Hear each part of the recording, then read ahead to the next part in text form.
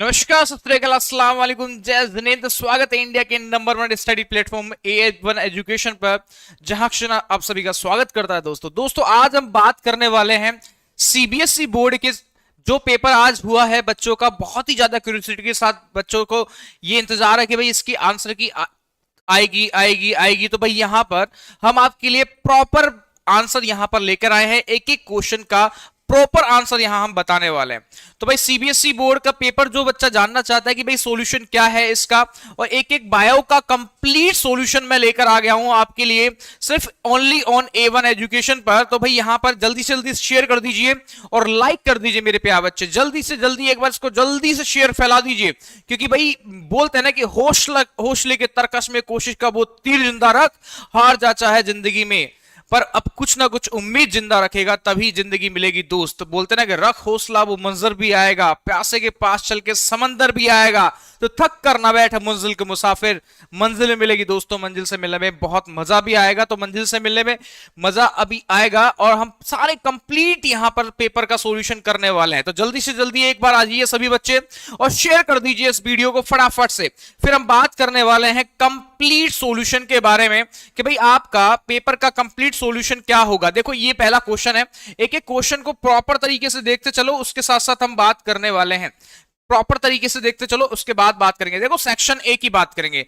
देखो हमने क्या किया है भाई, जितने भी सभी बच्चे हैं उनके हिसाब से हमने कॉमन, भाई यहां पर जितने भी बच्चों ने पेपर दिया है सभी का पेपर के क्वेश्चंस तो सेम ही है।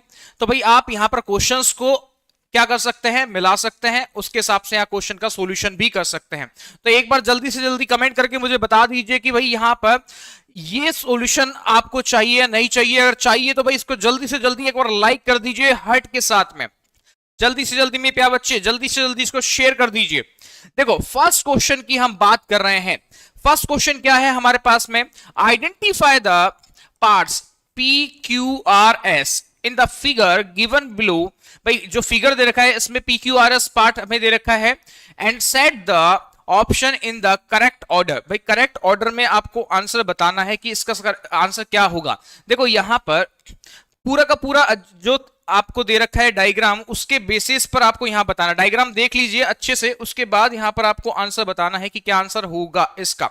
देखो सबसे बाहर की तरफ यहां पर क्या है, देखो मेरे प्यारे बच्चे मैं इसको थोड़ा सा लेवल कर देता हूं। देखो यहां पर क्या होगा, सबसे बाहर की तरफ क्या होगा कि सर ये आपका पूरा का पूरा शीड होता है। शीड के बाद क्या होता है, पूरा का पूरा थैलेमस होगा। थैलेमस के बाद क्या होगा इसका एंडोकार्प। एंडोकार्प के बाद क्या होगा यहां पर इसका मीजोकार्प। तो भाई ये याद रखना कि सर सीधा का सीधा क्या होगा। सर सबसे पहले हम बात करें PQ क्या है, इसका शीड होगा। क्यू क्या यहां पर है, क्यू इसको हम बोलते हैं थैलेमस। ये पूरा का पूरा पार्ट क्या होता है, थैलेमस। देखो मैं इसको थोड़ा सा प्रॉपर लिख देते हैं, थैलेमस। इसका आंसर आपको मैच करना है कि इसका आंसर क्या होगा। जबकि जो आर इंडिकेट करता है, आर किसको करता है, इसके आंतरिक जो भी लेयर होती है जिसको हम क्या बोलते हैं एंडोकार्प। क्या है, एंडोकार्प। जो एस है वो एस क्या बताता है, इसका जो मिडिल पार्ट पोर्शन है ये क्या बताएगा, इसकी मिड वॉल को बताएगा, जिसे हम बोलते हैं मीजोकार्प। भाई आपको पता है कि जो भी फ्रूट होता है उसकी जो वॉल होती है उसको हमने क्या बोला है, पेरिकार्प बोलते हैं। भाई एपिकार्प, मीजोकार्प, एंडोकार्प। तो भाई ये आपका पूरा का पूरा क्या हो गया हमारे पास में आंसर हो गया। तो भाई इसका सही ऑप्शन लगा लेते हैं। सही ऑप्शन क्या आएगा इसमें देखो सही ऑप्शन क्या आएगा, पहले में शीड होगा, शीड, थैलेमस, एंडोकार्प एंड मीजोकार्प। तो भाई जल्दी जल्दी कमेंट करके बताइए फटाफट कि भाई यहां पर क्या आएगा। देखो यहां पर हम बोल सकते हैं इसका सही आंसर क्या होगा। सही आंसर पहले में क्या आएगा, सी ऑप्शन। तो जल्दी से जल्दी लगा लीजिए। फर्स्ट में क्या आएगा मेरे प्यारे बच्चे, सी यहां पर आंसर आएगा। फर्स्ट का क्या आएगा, सी आंसर। पहला क्वेश्चन यहां पर कंप्लीट हुआ। जो जो बच्चा यहां पर देख रहा है एक बार जल्दी जल्दी शेयर कर दीजिए। अब सेकंड यहां पर आता है नेक्स्ट क्वेश्चन। नेक्स्ट क्वेश्चन की बात करते हैं। नेक्स्ट क्वेश्चन यहां पर आता है मेरे प्यारे बच्चे, देखो नेक्स्ट क्वेश्चन है, the fetal injection reflex in humans trigger the release of hormone from fill the blank by the choose right options. Right option choose करना है। तो आपको बताना है कि भाई इसमें क्या होगा, ऑक्सीटोसिन, फीटल पिट्यूटरी होगा, ऑक्सीटोसिन मैटरनल पिट्यूटरी होगा, ह्यूमन क्रोनिक गोनेडोट्रोपिन प्लेसेंटा होगा, प्रोजेस्टेरोन एंड कॉर्पस ल्यूटियम होगा। भाई इसमें चार ऑप्शंस बताने, तो भाई सिंपल सा इसका आंसर क्या आ जाएगा हमारे पास में, ऑक्सीटोसिन। एक भाई यहां पर किसकी फॉर्म में आएगा, ये हार्मोन कहां से आता है, ऑक्सीटोसिन आता है, मैटरनल हार्मोन होता है जो कि भाई प्रेगनेंसी के समय आता है। तो इसका सही आंसर क्या हो जाएगा हमारे पास में, option number B, oxytocin maternal hormone.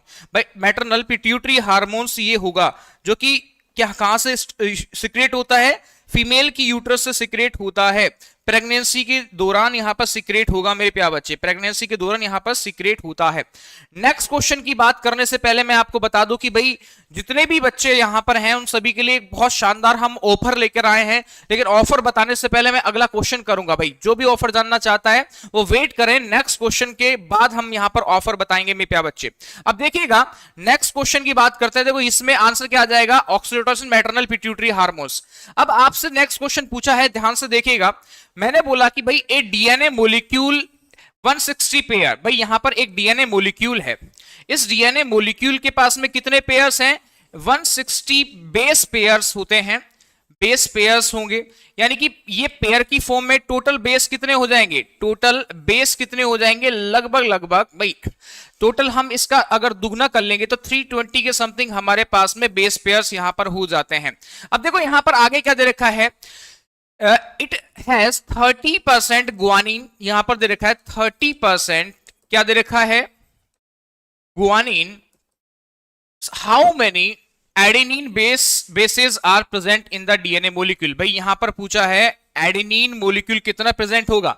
देखो एडेनिन मोलिक्यूल कितने प्रेजेंट होंगे, आपको पता है चार गाफ का नियम आपको पता है क्या, देखो चार गाफ में हमने क्या देखा था, देखो इसका पूरा का पूरा हम निचोड़ निकालते हैं भाई, इसमें पूरा का पूरा निचोड़ में क्या होगा कि भाई आपको पता है कि ग्वानिन के सामने क्या आता है, ग्वानिन ट्रिपल बॉन्ड हम क्या लगाते हैं, ग्वानिन ट्रिपल बॉन्ड साइटोसिन लगाएंगे, तो भाई ये ग्वानिन हमारे पास में 30% है, तो साइटोसिन कितना हो जाएगा, 30% हो जाएगा। टोटल कितने हो गए यहां पर 60%, तो आपका क्या हो गया है, ग्वानिन प्लस साइटोसिन बराबर 60%, बचा कितना 40%, यानी adenine plus thymine equal to 40%, 40 मतलब 20% प्लस 20% आपको यहां पर दे रखा है, तो ये एकदम देखिएगा।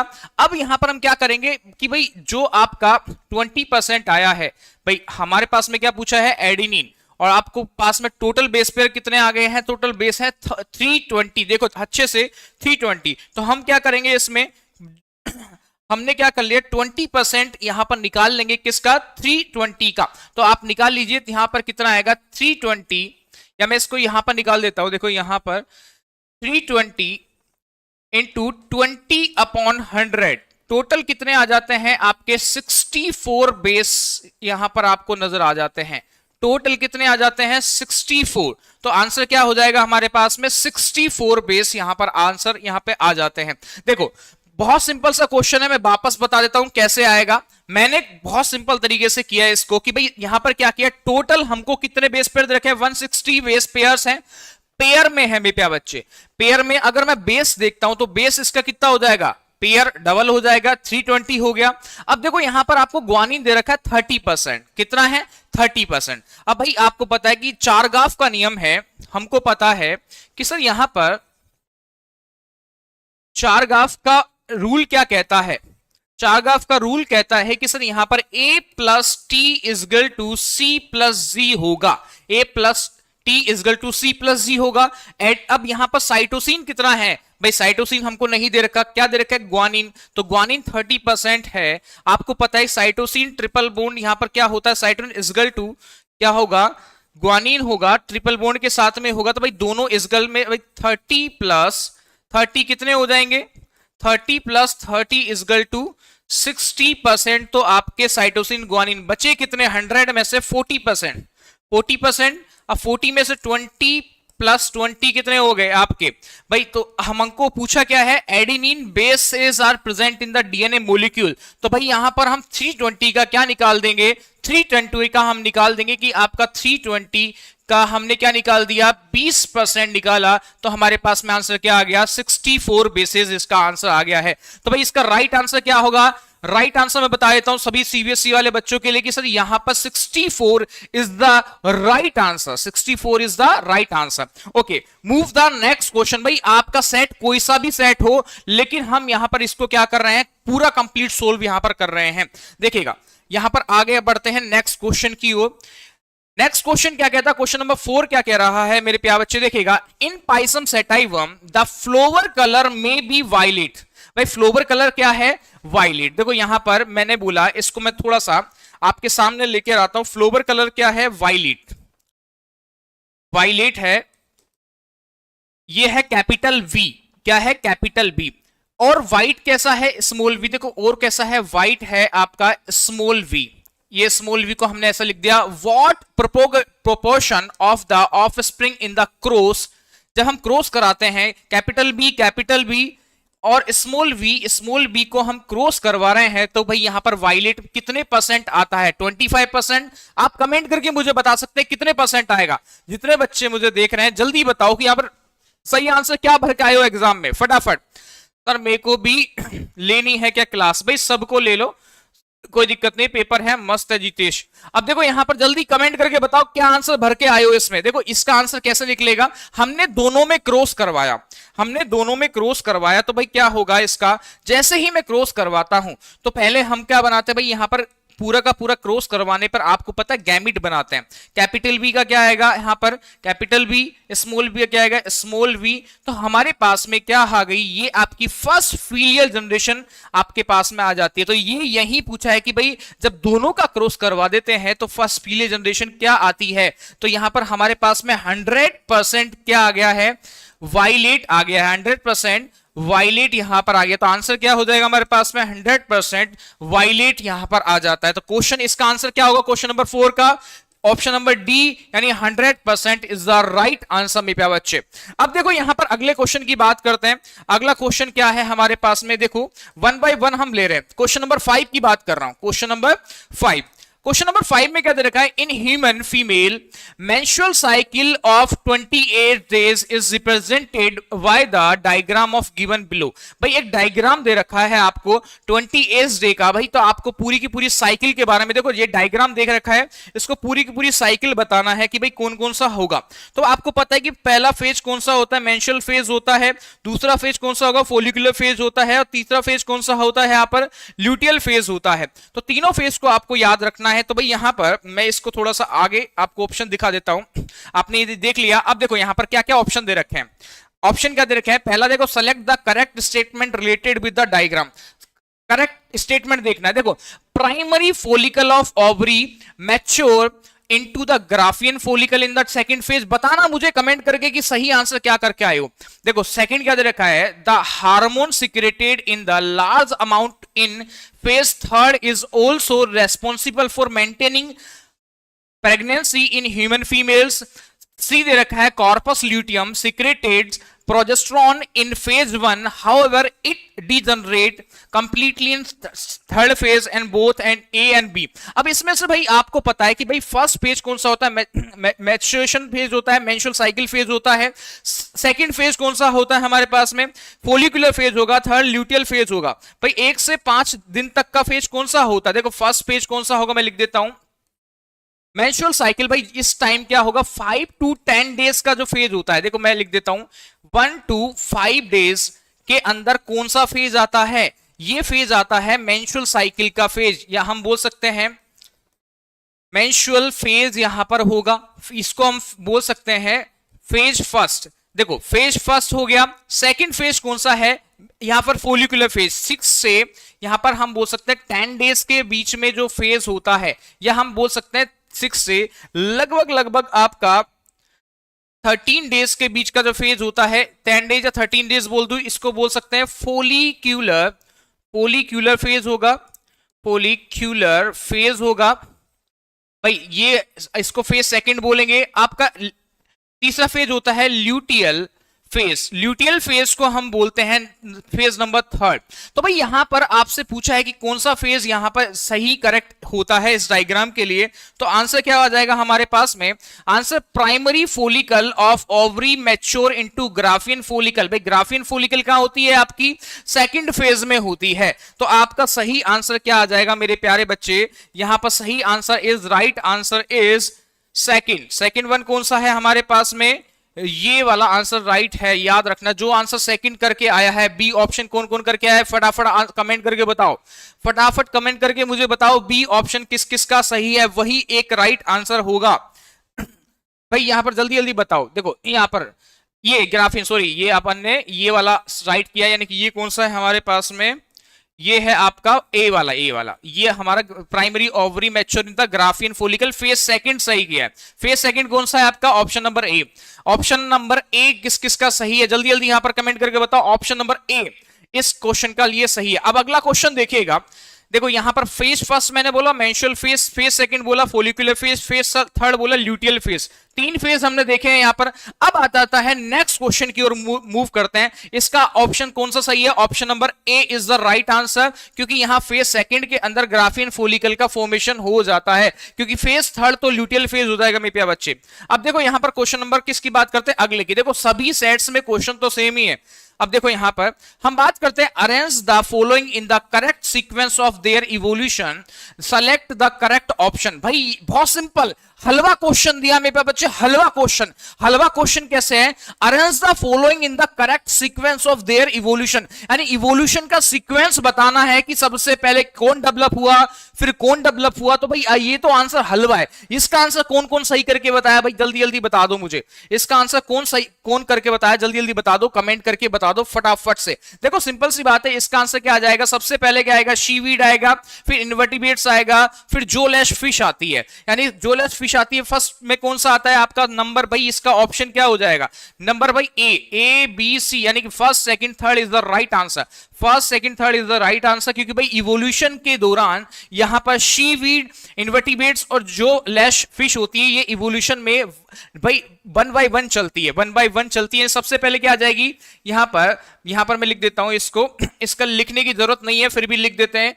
शीवीड आ गया उस नंबर 1, नंबर सेकंड क्या है, इन्वर्टिब्रेट्स,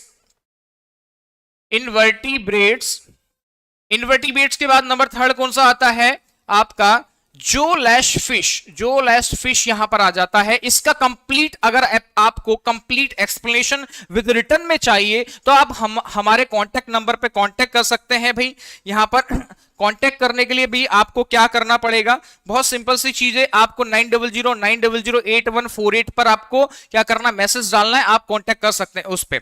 अब देखो मूव द नेक्स्ट क्वेश्चन की बात करते हैं। नेक्स्ट क्वेश्चन क्या है हमारा, क्वेश्चन नंबर 7 की बात करते हैं।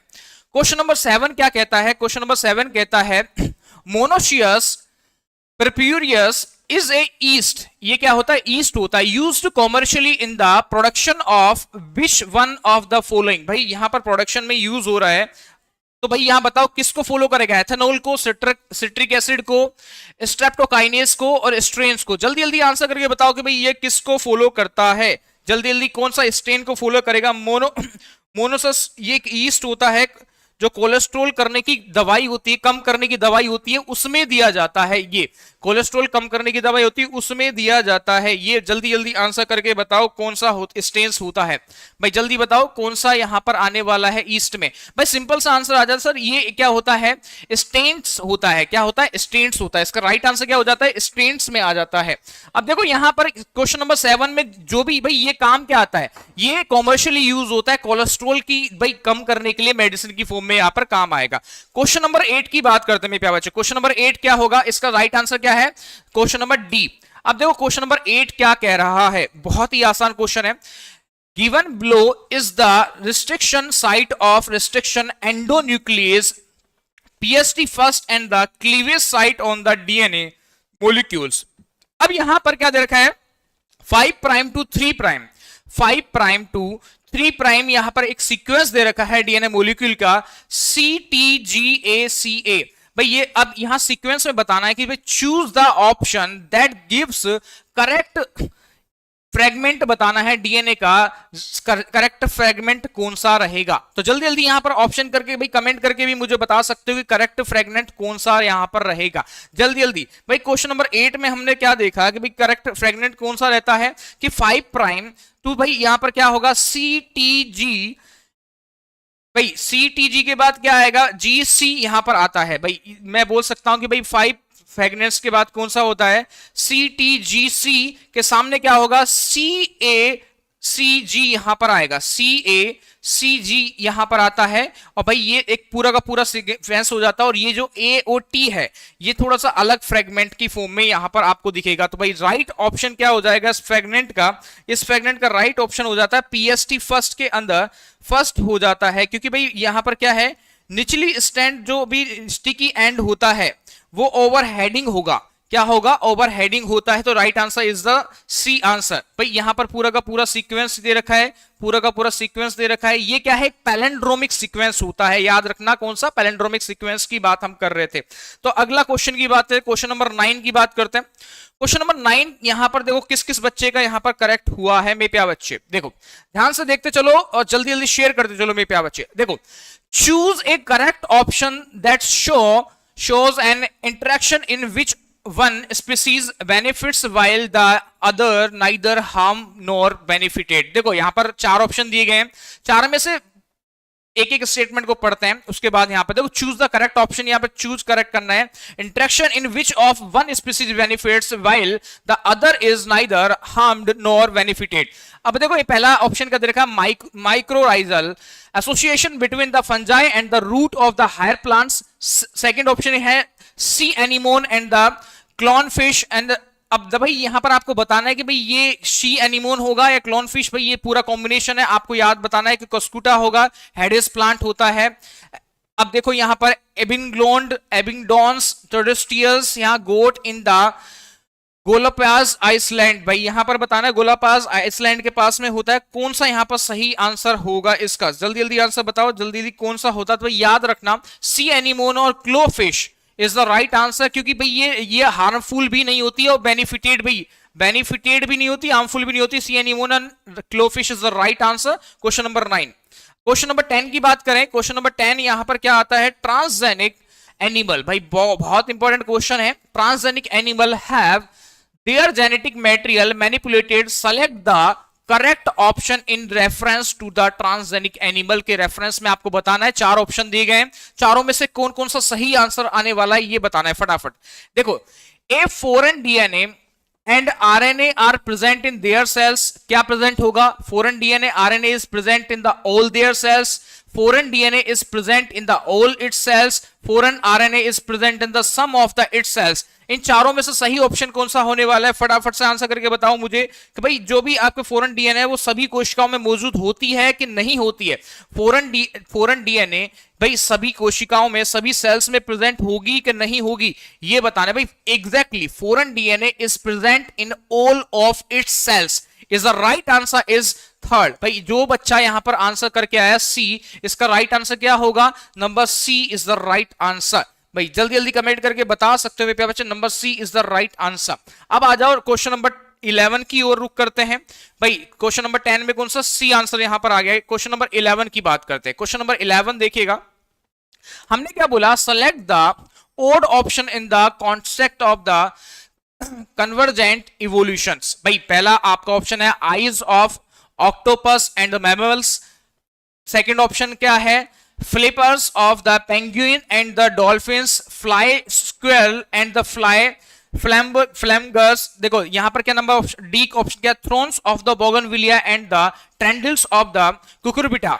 यहां पर ऑप्शन आंसर बताना है कि इसका सही आंसर क्या होगा, यहां पर जल्दी जल्दी बताओ। देखो यहां सही आंसर ऑप्शन क्या आ जाएगा हमारे पास में thorn of the bougainvillea and the tendrils of the cucurbitas. अब देखो क्वेश्चन नंबर 12 की बात करते हैं। 12 क्या दे रखा है which of the following fish lead to the extinction of and the ecological unique assemblage। देखो of the more than 200 species यहां बता रखा है कि भाई 200 स्पीसीज है more than lake of the Victoria of the East Africa. अब आपको बताना है कैटल होगा, कौन सी फिश है डॉग फिश होगी, नेल्स फिश होगी, अफ्रीकन। भाई यहां पर आपको बताना है अफ्रीकन कैट फिश होती है, कौन सी फिश यहां पर सही होती है? क्वेश्चन नंबर 11 में देखिएगा, जल्दी जल्दी क्वेश्चन नंबर 11 में देखो यहां पर कौन सी फिश सही होती है, जल्दी जल्दी। भाई आपको पता होना चाहिए नील पर्च जो फिश होगी, नील पर्च जो फिश होती है वो यहां पर क्या होती है, 200 स्पीसीज भाई लेक ऑफ बैक्टीरिया की ईस्ट अफ्रीका में पाई जाती है, याद रखना। ऑप्शन सही कौन सा होगा? नील पर्चेज स्पीसीज यहां पर हम बोल सकते हैं। क्वेश्चन को देख लीजिए उसके बाद। भाई नील पर्च जो है वो कहां मिलेगी? आपकी अफ्रीका की लेक विक्टोरिया के अंदर ईस्ट अफ्रीका में मिलती है, याद रखना। क्वेश्चन नंबर 13 की बात करते हैं। क्वेश्चन नंबर 13 पे क्या बोला जा रहा है? देखो क्वेश्चन नंबर 13 आपका क्या है, स्टेटमेंट वाइज क्वेश्चन है, थोड़ा समझते हैं इसको। स्टेटमेंट वाइज क्वेश्चन है, थोड़ा समझते हैं मेरे प्यारे बच्चे। देखिएगा मैंने क्या बोला है, बोथ असर्शन एंड रीजंस, ए पूरा का पूरा बताना है। क्वेश्चन नंबर 13 की बात करें तो देखो यहां पर क्वेश्चन नंबर 13 आ गया है। अब आपको देखो यहां दे रखा है आपके पास में असर्शन क्या दे रखा है, the embryo with 8 to 16 blastomeres is called morula. भाई एकदम सही बात है भाई, कि भाई यहां पर 8 से 16 जब ब्लास्टोमियर्स बनते हैं उस स्टेज को हमने क्या बोला है, मोरूला। अब देखो morula continues to divide and the transform into trophoblast. तो आपको इनमें से बताना है कि भाई इसका रीजन, देखो अब इसका ऑप्शंस क्या है कि ऑप्शन नंबर ए होगा। दोनों स्टेटमेंट कैसे हैं, दोनों स्टेटमेंट को एक्सप्लेन करना है, उस हिसाब से आपको यहां पर बताना है कि भाई क्वेश्चन में दोनों भाई मोरूला ट्रोफोब्लास्ट में से कौन सा है। देखो यहां पर मैंने बोला है कि जो एम्ब्रियो है वो 8 सेल है, 8 cell to 16 cell blastomeres call morula, एकदम सही बात है भाई, एकदम सही बात है। क्योंकि भाई आपको पता है जब मोरूला स्टेज बनेगी तो भाई कितनी सेल्स डेवलप होगी, 8 to 16 सेल डेवलप होगी। सर ये वाला स्टेटमेंट तो एकदम सही है। इसका रीजन क्या सही है क्या? देखो मोरूला कंटिन्यूज टू डिवाइड, भाई मोरूला कंटिन्यू डिवाइड होगी and transform into the trophoblast, trophoblast में ट्रांसफर होती है।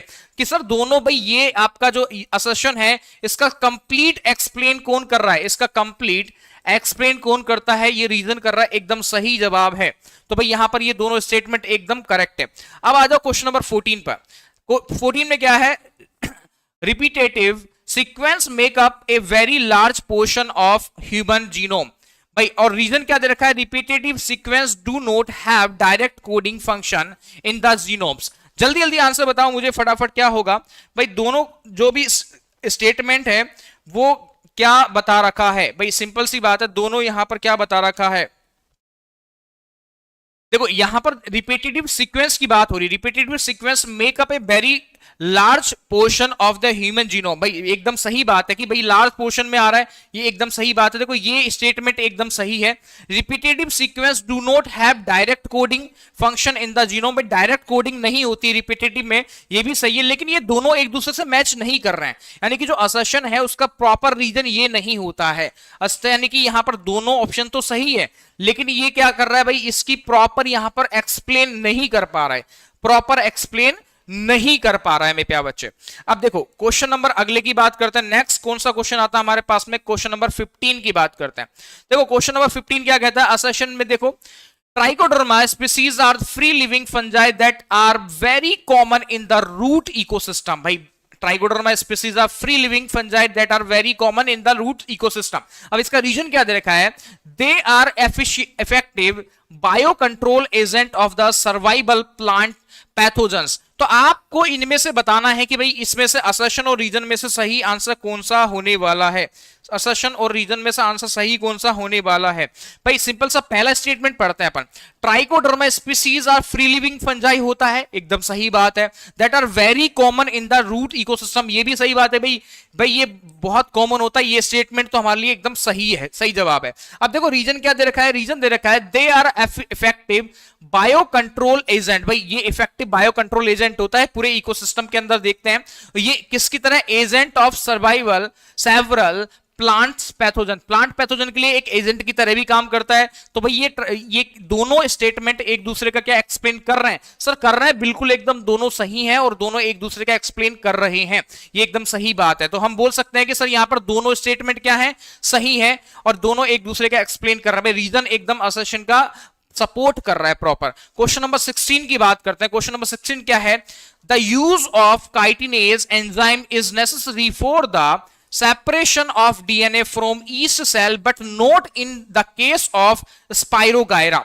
पहला स्टेटमेंट हमें दे रखा है असर्शन में, रीजन क्या दे रखा है, पढ़ते हैं इसको। Fungal cell wall is made up of fungal chitin. भाई सिंपल सी बात है, फंगल सेल किसकी बनी होती है, काइटिन की बनी होती है। यानी कि रीजन तो यहां पर एकदम क्या दे रखा है, हमें रीजन एकदम सही दे रखा है। भाई रीजन क्या दे रखा है, एकदम सही दे रखा है। अब यहां पर देखो पूरी बात पढ़ते हैं। The use of chitinase enzyme is necessary for the separation of DNA from yeast cell. भाई क्या काम आता है काइटिनेज एंजाइम, ये बोल रहा है कि सर सेपरेशन करता है किसका, डीएनए का, फ्रॉम ईस्ट सेल से, but not in the case of spirogyra में ऐसा नहीं होता। एकदम सही स्टेटमेंट है, एकदम सही स्टेटमेंट है। अब देखो fungal cell wall is made up of, obviously fungal chitin की बनी होती है, formation of the made up of the chitin. भाई यहां पर दोनों एक दूसरे का भाई क्या कर रहे हैं, दोनों स्टेटमेंट एकदम सही है और दोनों एक दूसरे का क्या कर रहे हैं भाई, एक्सप्लेन अच्छे से कर रहे हैं। तो भाई दोनों आंसर्स को अच्छे से देख लीजिए, क्वेश्चन नंबर 16 को भी अच्छे से देख लीजिए। भाई दोनों एक दूसरे का एक्सप्लेन अच्छे से कर रहे हैं, याद रखिएगा, दोनों एक दूसरे का एक्सप्लेन अच्छे से कर रहे हैं। अब देखो यहां पर अगर जो बच्चा चाहता है कि इसका फुली एक्सप्लेन, सर ये पेपर नीट वाले सोल्व करना, भाई नीट वाले को सोल्व कर लेना चाहिए। देखो जो नीट में आते हैं वही नीट में से क्वेश्चंस कहां से आते हैं, 11th 12th में से तो आते हैं। तो भाई पेपर देखने में क्या बुराई है, जब क्वेश्चंस मिल रहे हैं, स्मॉल क्वेश्चन, भाई एमसीक्यूज भी तो मिल रहे हैं, ये भी respect with respect of the, हम बोल सकते हैं कि असर्शन रीजन वाले क्वेश्चन है, तो आपको तो फायदा ही मिलने वाला है मेरे प्यारे बच्चे, फायदा ही मिलने वाला है।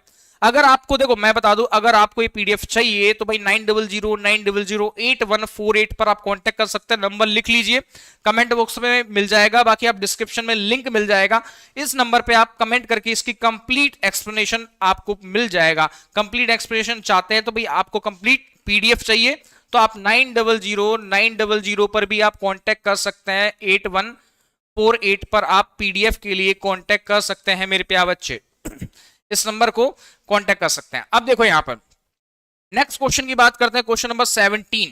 क्वेश्चन नंबर 17 सेक्शन बी की बात करेंगे। क्वेश्चन नंबर 17 सेक्शन बी, देखो mention the function of each of the following. अब देखो यहां पर क्या दे रखा है भाई, मेंशन करना है टेसल्स ऑफ कॉर्नकोव क्या होगा, स्केप्टुला क्या होता है, और दूसरा आपसे पूछा है इसी में कि भाई ये और में, और में मतलब आप ये भी कर सकते हैं और ये भी कर सकते हैं। Farmer prefer apomictic seed or hybrid seed give and 2 reasons. भाई ये ऑप्शन बताना है आपको क्वेश्चन नंबर 7 में कि टेसल्स को भाई यहां पर क्या होता है, मेज के अंदर का भाई मेल इन्फ्लोरेसेंस की फॉर्म में काम आता है टेसल्स क्रॉप। ये क्या है आपका मेल इन्फ्लोरेसेंस, मेल इन्फ्लोरेसेंस की भाई कहां पर काम आएगा, मेज के अंदर, मेज इन्फ्लोरेसेंस के अंदर। यहां पर क्या टेसल्स ऑफ कॉब, कॉर्न कोब के अंदर यहां पर आपको देखने को मिलेगा, कॉर्न कोब के अंदर देखने को मिलेगा, जहां पे पोलन ग्रेन्स क्या करता है, ये क्या करेगा, पोलन ग्रेन्स को क्रिएट करेगा भाई, पोलन ग्रेन्स के जाएगा जरिए, और साथ में यहां पर क्या करता है, इस प्रोसेस में हम बोल सकते हैं कि सर यहां पर ये विंड पोलिनेशन के द्वारा यहां पर जाता है। अब देखो यहां पर आपका स्केप्टुला यहां पर दे रखा है, स्केप्टुला क्या होता है, ये स्केप्टुला एक क्या होता है, मोनोकोट शीड होता है। हम बोल सकते हैं कि भाई इसके यहां पर बोल सकते हैं ये क्या होगा, मोनोकोट शीड की फॉर्म में आएगा, और मोनोकोट शीड का एग्जांपल आप लिख सकते हो, एग्जांपल याद रखना क्या होगा, वीट। यहां पर हम लिख सकते हैं कि भाई मोनोकोट शीड का एग्जांपल क्या होगा, शीट या वीट हो सकता है, या हम बोल सकते हैं मेज भी किसका एग्जांपल हो सकता है, इसका एग्जांपल हो सकता है कि भाई ये भी आपका क्वेश्चन नंबर 17 का एग्जांपल है। बहुत ही आसान है, आसानी से आप लिख सकते हो, याद रखना। अब देखो यहां पर बहुत बढ़िया। अब नेक्स्ट बात करते हैं, देखो क्वेश्चन नंबर कौन सा है, क्वेश्चन नंबर 18, दोनों में से एक आपको एक्सप्लेन करना है। तो अगला क्वेश्चन रीड करो, अगला क्वेश्चन क्या कहता है हमसे कि भाई एप्रोप्रिएटिक शीड भाई हाइब्रिड शीड से भाई अधिक क्यों पसंद करते हैं। तो ये वाला रीजन आपको देना है, कोई 2 रीजन आपको बताने हैं, जल्दी जल्दी यहां पर आप कमेंट करके बता सकते हो कि भाई यहां पर 2 रीजन क्या क्या हो सकते हैं कि भाई जो एप्रोप्रिएटिक सीड है अगर किसी भी क्रॉप में आए तो किसान उन्हीं बीजों को क्या कर सकता है, बदल सकता है। हर बार देखो फार्मर्स क्या होगा कि भाई एप्रोप्रिएटिक सीड होंगे तो हर बार वापस तो खरीदना नहीं पड़ेगा, पहला रीजन तो ये हो जाता है। और ये क्या होता है, एक भाई हाइब्रिड सीड होगा तो हाइब्रिड सीड में हम क्या कर सकते हैं कि भाई जो हाइब्रिडोजेनेसिस होता है या हेट्रोसिस होता है वो दूसरी पीढ़ी में या दूसरी जनरेशन में क्या होगा, ये अपने जो कैरेक्टर्स होते हैं उनको क्या करेगा, बनाए रखेगा। तो भाई इसका आंसर भी क्या हो जाएगा, हमारे पास में दो रीजंस है। क्वेश्चन नंबर 18 की बात करते हैं। क्वेश्चन नंबर 18 देखो ढंग से पढ़ो एक बार। Question number 18, define the term amniocentesis, why has the government imposed statutory ban in the spite of its importance in the medical field। ये आपको आंसर करके बताना है फटाफट फटाफट। बहुत बढ़िया। अब देखो यहां पर एमिनोसिंथेसिस क्या होगा, वही यहां पर दे रखा है, क्वेश्चन पढ़ो। Define the term amniocentesis, why has government imposed a statutory ban in the spite of the importance in the medical field। भाई एमनियोसिंथेसिस भाई बहुत सिंपल सी एक टेक्निक के बारे में यहां पर पूछा है, जिसमें एमनियोटिक फ्लूइड को यहां पर हम लेकर क्या करते हैं, क्रोमोसोमल एनालिसिस कराया जाता है। भाई यहां पर एमनियोटिक फ्लूइड लेंगे, एमनियोटिक फ्लूइड को लेकर यहां पर क्या हम क्या कर सकते हैं, भाई क्रोमोसोम एनालिसिस कर सकते हैं। भाई यहां से हमने क्या लिया, यहां पर हमने एमनियोटिक फ्लूइड लिया। एमनियोटिक फ्लूइड को लेकर यहां पर हम क्या कर रहे हैं, क्रोमोसोम को एनालिसिस करते हैं, क्रोमोसोम को एनालिसिस यहां पर करने वाले हैं। फॉर एग्जांपल डाउन सिंड्रोम में ये ऐसा किया जा सकता है।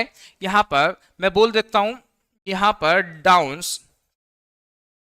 सिंड्रोम के अंदर ये किया जा सकता है। याद रखना क्वेश्चन नंबर 18 में डाउन सिंड्रोम में ये देखा जा सकता है। साथ में याद रखना कि भाई जो भी आपके जेनेटिक प्रॉब्लम्स होती है, जेनेटिक प्रॉब्लम्स में भी आपके एमनियोसिंथेसिस की प्रोसेस के अंदर ये जांच की जा सकती है। याद रखना, इंपॉर्टेंस हम मेडिकल फील्ड में बोल सकते हैं बेसिकली। क्वेश्चन नंबर 19 की बात करते हैं।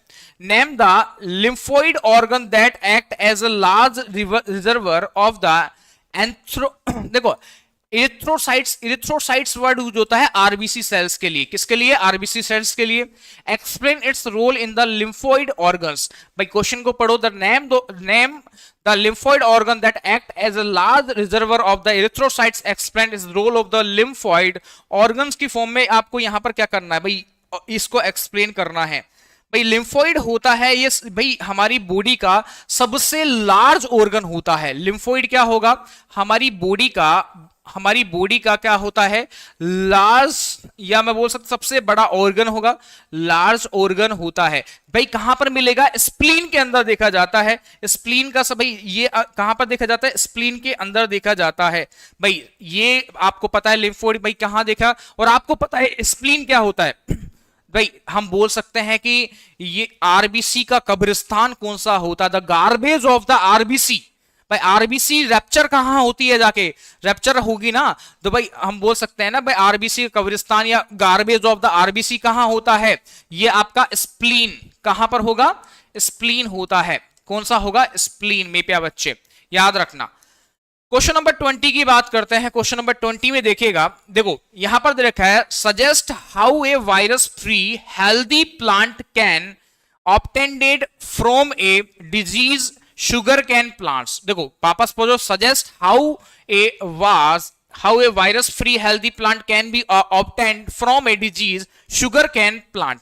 अब यहां पर आपको बताना है कि भाई जो वायरस का फ्री पौधा है कैसे यहां पर इसको परास्त करता है। भाई तो यहां मेरिस्टेमेटिक कल्चर की हम बात करेंगे तो शूट एपिकल मेरिस्टेम होगा, वो यहां पर इसको अलग करके एस्पेटिक कंडीशन में न्यूट्रिएंट मीडियम पर उगाया जाता है। जो मेरिस्टेमेटिक सेल होगी वो वायरस मुक्त होती है। मेरिस्टेमेटिक सेल होगी कैसी हुई, वायरस मुक्त होती है, यानी कि वायरस फ्री यहां पर फील करेगी। जबकि यहां पर हम बात करते हैं इसकी, in order to force bacteria to take up the recombinant DNA they must be made component, explain how it is achieve. भाई सिंपल सी बात है कि in order to force bacteria to take up the recombinant DNA, यह कौन सा है, IDT, recombinant DNA की बात कर रहे हैं। रिकॉम्बिनेंट डीएनए टेक्नोलॉजी यूज होती है।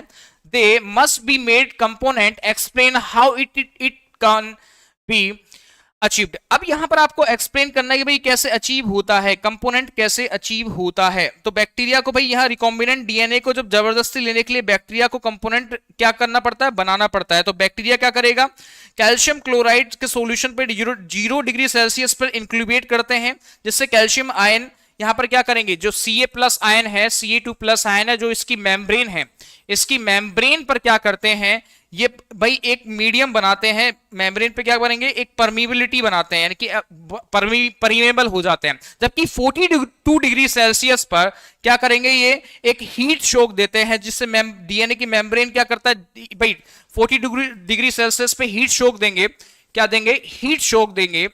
हीट शॉक देने से भाई ये मेम्ब्रेन के अंदर आ जाता है, एकदम से मेम्ब्रेन पे झटका लगता है और अंदर की तरफ आ जाता है, मेम्ब्रेन में झटका लगेगा और अंदर की तरफ यहां पर आपको आ जाएगा, याद रखना। भाई ये पूरा का पूरा दिख रहा है, कौन से देखो, अब यहां पर इसका एक्सप्लेन करते हैं। Differentiate between grazing food chain and the, यहां पर है डिट्रस फूड चेन। आपको डिफरेंट बताना है grazing food chain and the detritus food chain में डिफरेंस क्या होता है। तो भाई ये सिंपल सी बात है कि भाई जो गेजिंग फूड चेन होती है उसमें क्या होते हैं आपके भाई प्रोड्यूसर्स होते हैं, प्रोड्यूसर यानी ग्रीन प्लांट्स होते हैं। भाई याद रखना कि ग्रेजिंग फूड चेन में क्या होंगे, आपके ग्रीन प्लांट्स होते हैं। जबकि भाई हम बोल सकते हैं आपके डिट्रस फूड चेन में क्या होते हैं, कुछ यहां पर डेड ऑर्गेनिक मटेरियल्स यहां पर होता है, डिट्रस होते हैं। यहां बोल सकते हैं कि भाई यहां पर जो भी आपके डेड ऑर्गेनिज्म होंगे वो कहां होंगे, डिट्रस में होते हैं। यहां पर कैसे आते हैं, डेड ऑर्गेनिज्म आते हैं, डेड ऑर्गेनिक ऑर्गेनिज्म आएंगे। जबकि यहां पर कैसे आएंगे, जो भी आपके फोटोसिंथेटिक पिगमेंट्स होते हैं, फोटोसिंथेटिक यानी कि जो भी सूर्य जो सनलाइट होगी वो वाले फूड यहां पर कहां बनेंगे, फोटोसिंथेसिस से फूड का बनेंगे गेजिंग फूड चेन में। जबकि जो भाई जो डेड ऑर्गेनिक मटेरियल होगा वो कहां आता है, डिट्रस फूड चेन के अंदर आता है। अब देखो इकोलॉजिकल पिरामिड आर वाइडली एक्सपेक्टेंस, देखो इसको हम थोड़ा सा आगे बढ़ाते हैं, कुछ इसमें देखेगा।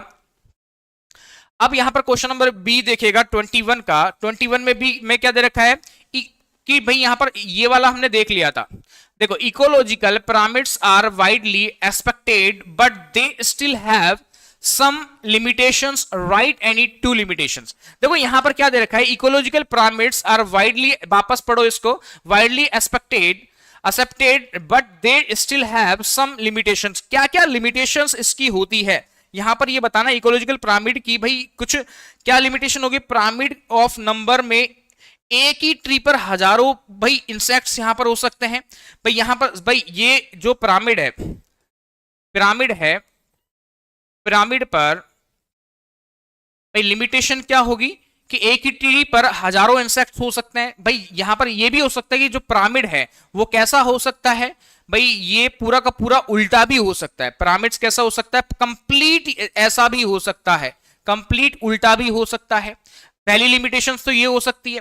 सेकंड लिमिटेशन हम बोल सकते हैं कि सर यहां पर भाई ये पिरामिड कैसा है, डिकम्पोजर को भाई एक साधन, भाई एक क्या हम बोल सकते हैं कि एक वे नहीं प्रदान करता। डिकम्पोजर्स इकोसिस्टम में क्या होते हैं, भाई किसकी फॉर्म में भी काम आ सकता है, मैं बोल दूं सर डिकम्पोजर की फॉर्म में भी ये काम आ सकता है। पिरामिड्स उल्टा भी हो सकता है, जो कि भाई रियलिटी नहीं है। भाई अगर मान लो मैंने पिरामिड्स को उल्टा कर दिया कि ये एक रियलिटी नहीं होती है, लेकिन भाई डिकम्पोजर्स की फॉर्म में भी हम काम में ले सकते हैं कि इसकी दो लिमिटेशंस हैं जो आपको दिमाग में रखनी है मेरे प्यारे बच्चे।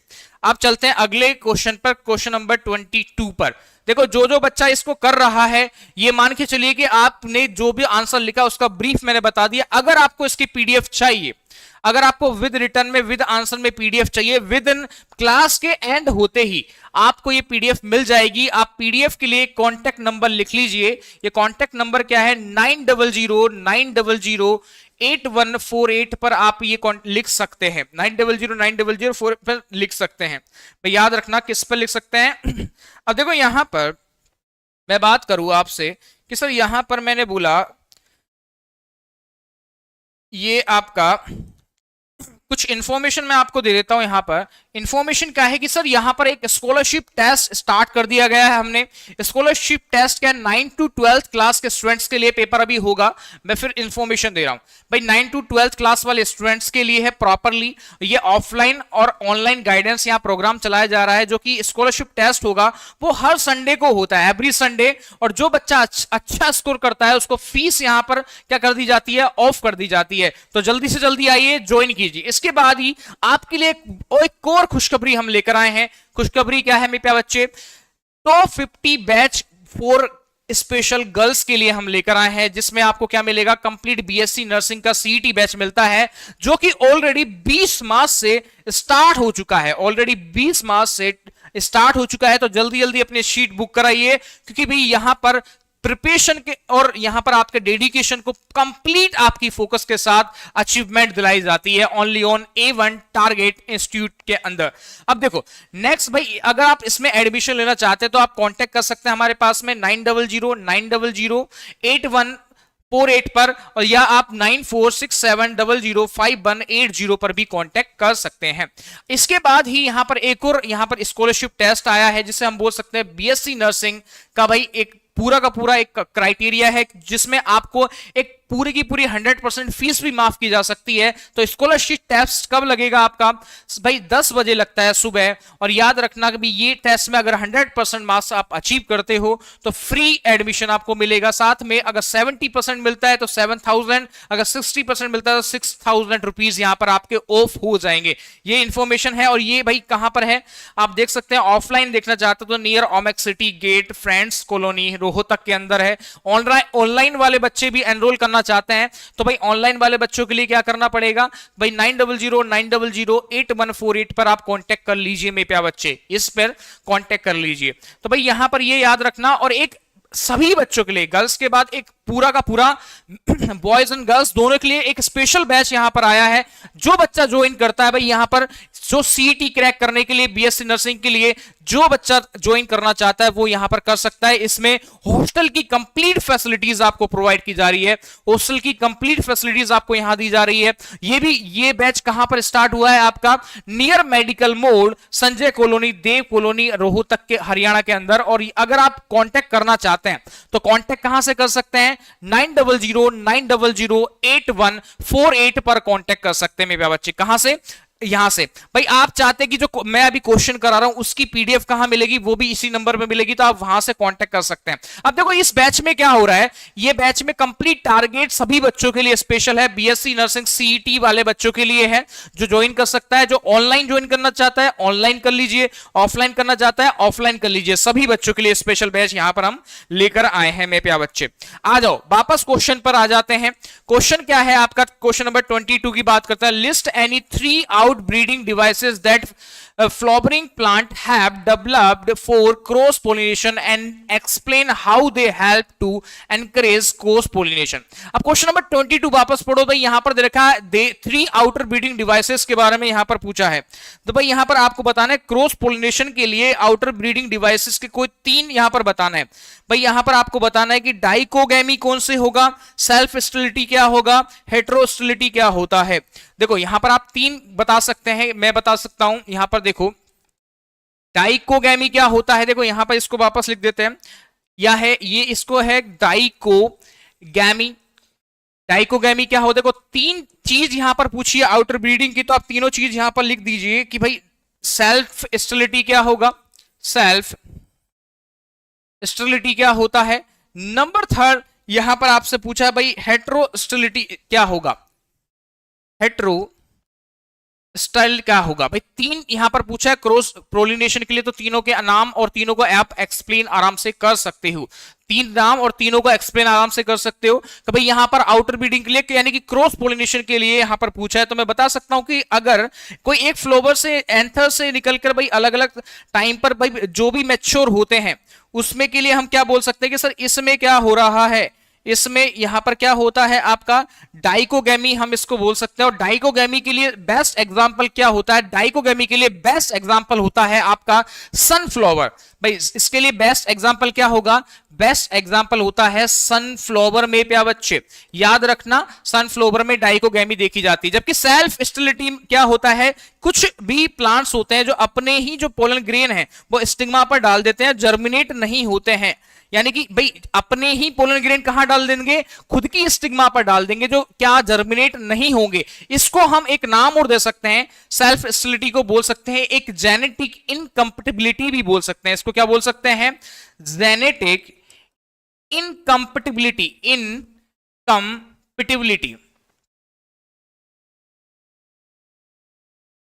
इनकम्पेटिबिलिटी भी बोल सकते हैं। अब देखो हेटेरोसिस्ट में क्या होता है, हेटेरोसिस्ट में यहां पर क्या होगा, क्योंकि 2 प्रकार के क्या मिलेंगे, यहां पर फ्लावर दिखेंगे और एक में स्टाइल क्या होती है, लंबी होती है और फिलामेंट थोड़ा छोटा होगा, और दूसरे में स्टाइल और भाई स्टाइल भी छोटा होगा और फिलामेंट लंबा होगा। भाई दोनों जो प्लांट होंगे उनके बीच में क्या होगा, जो भी पोलिनेशन होता है वो प्रॉपर तरीके से हो पाता है, याद रखना। अब देखो move the next question. Question number कौन सा यहां पर बात करें हम? क्वेश्चन नंबर 23 की बात करते हैं। क्वेश्चन नंबर 23 की बात करते हैं। क्वेश्चन नंबर 23 क्या कहता है? Draw a labelled diagram of replicating fork showing the polarity why does DNA replications occur within such fork। आपको बताना है भाई लेवल diagram replicating fork showing the polarity why does DNA replicate occur with in such फोक।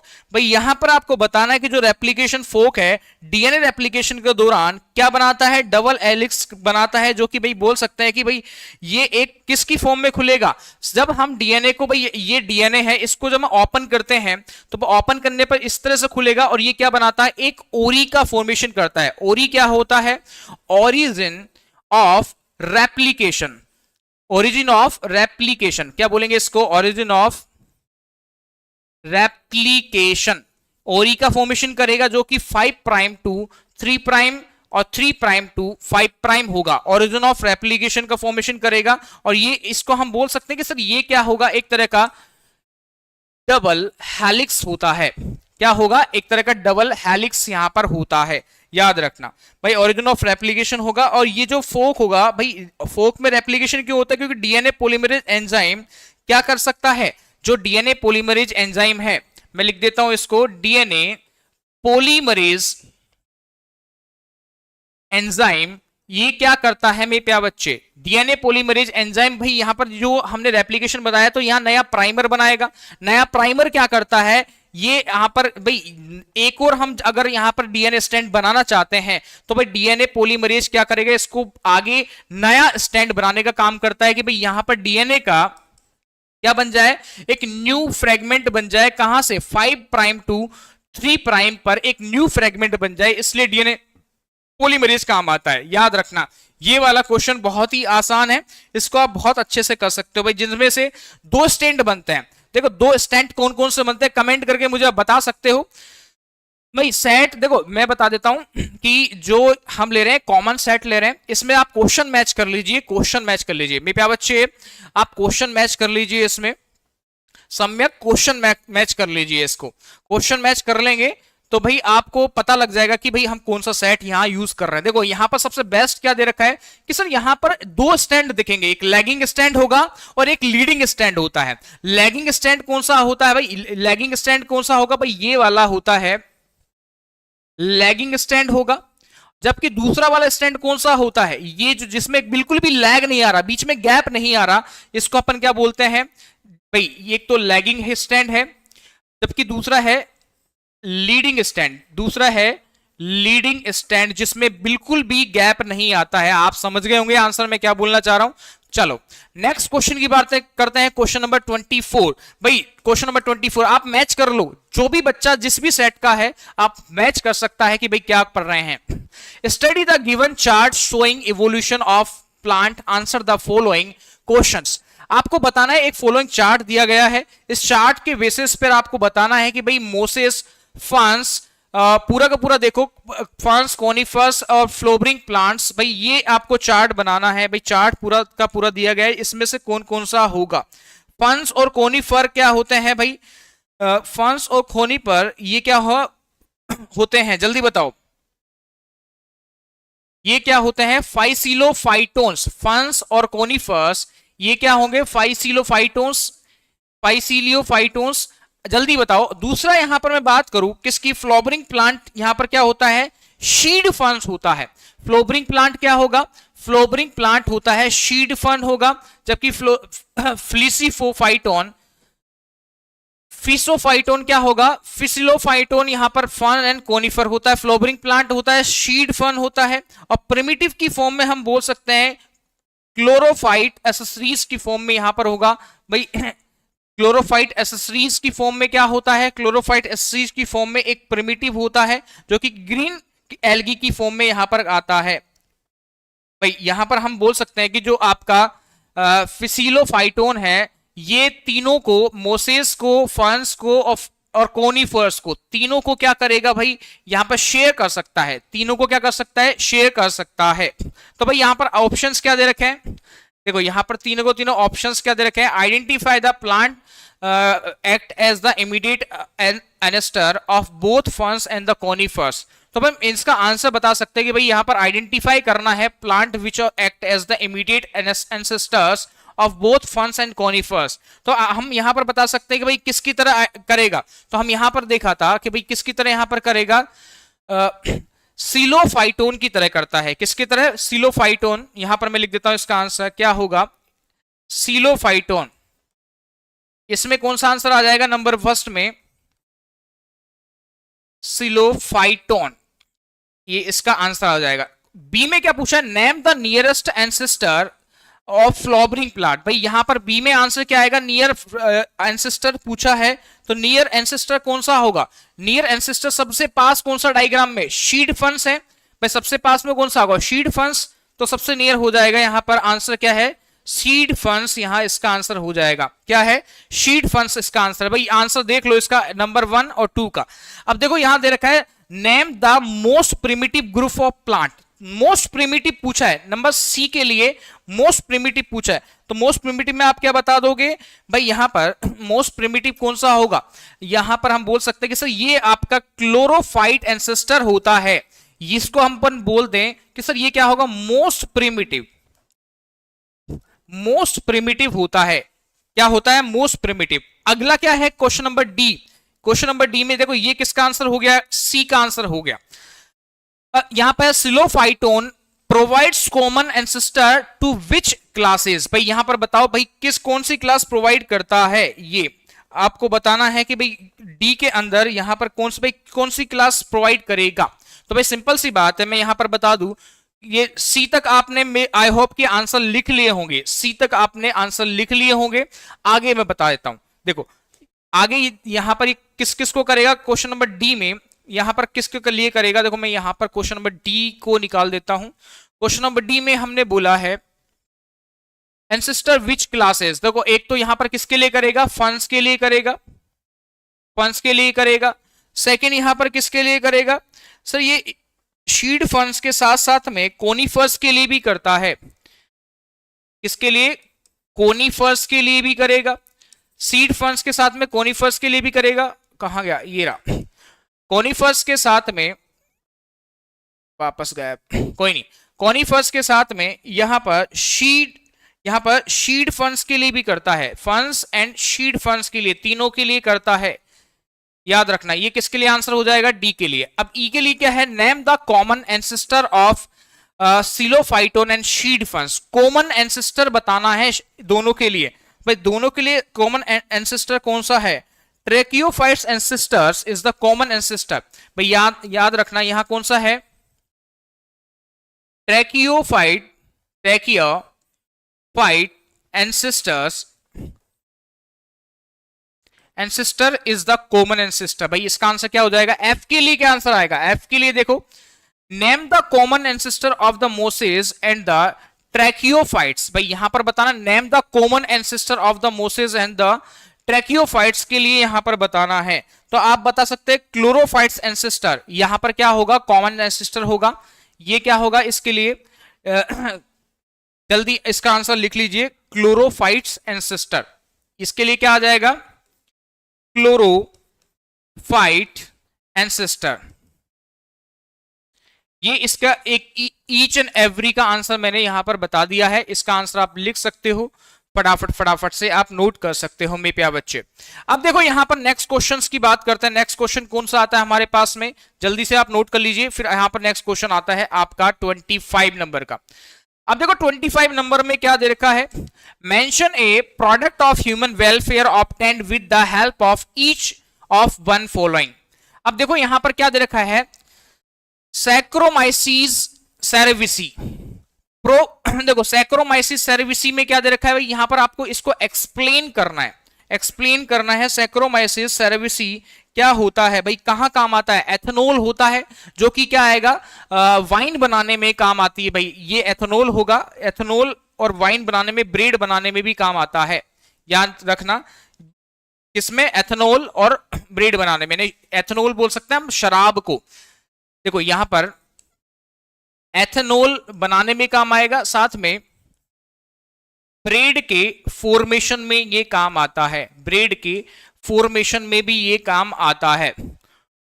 प्रोपिनोबैक्टीरियम सेरेमानी यहां पर कि कहां पर काम आएगा ये, देखो ये काम आता है आपका विटामिन B12 में। और भाई स्विस चीज के अंदर, स्विस चीज हम बनाते हैं,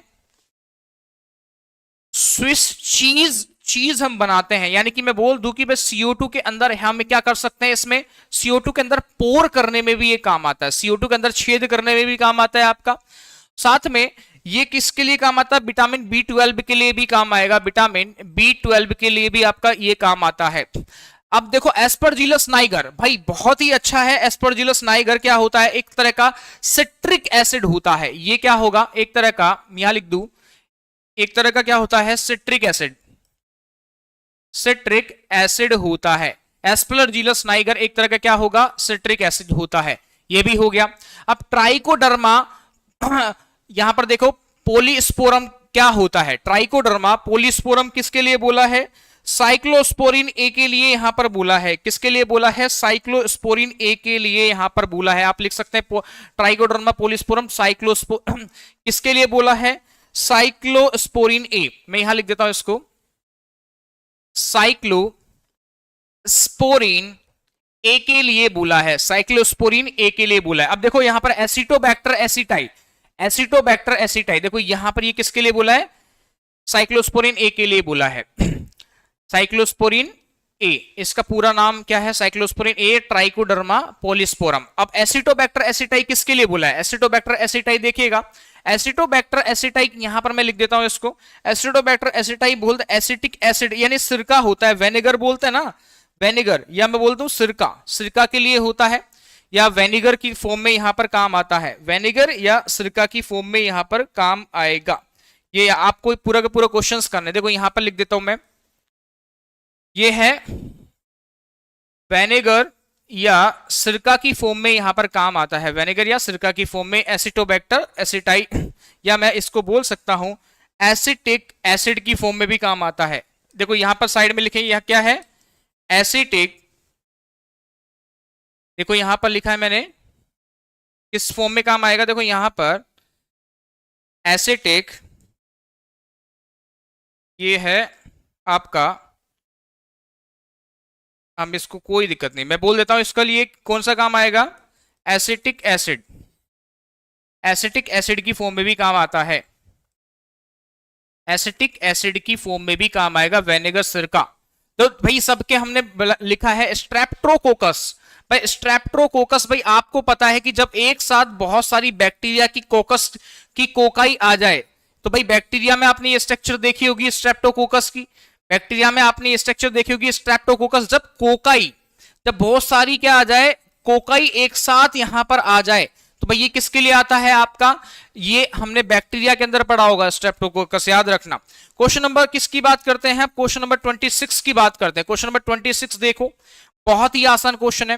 transgenic animals are produced by man, explain any 3 ways in which such animal can be beneficial to human, sorry।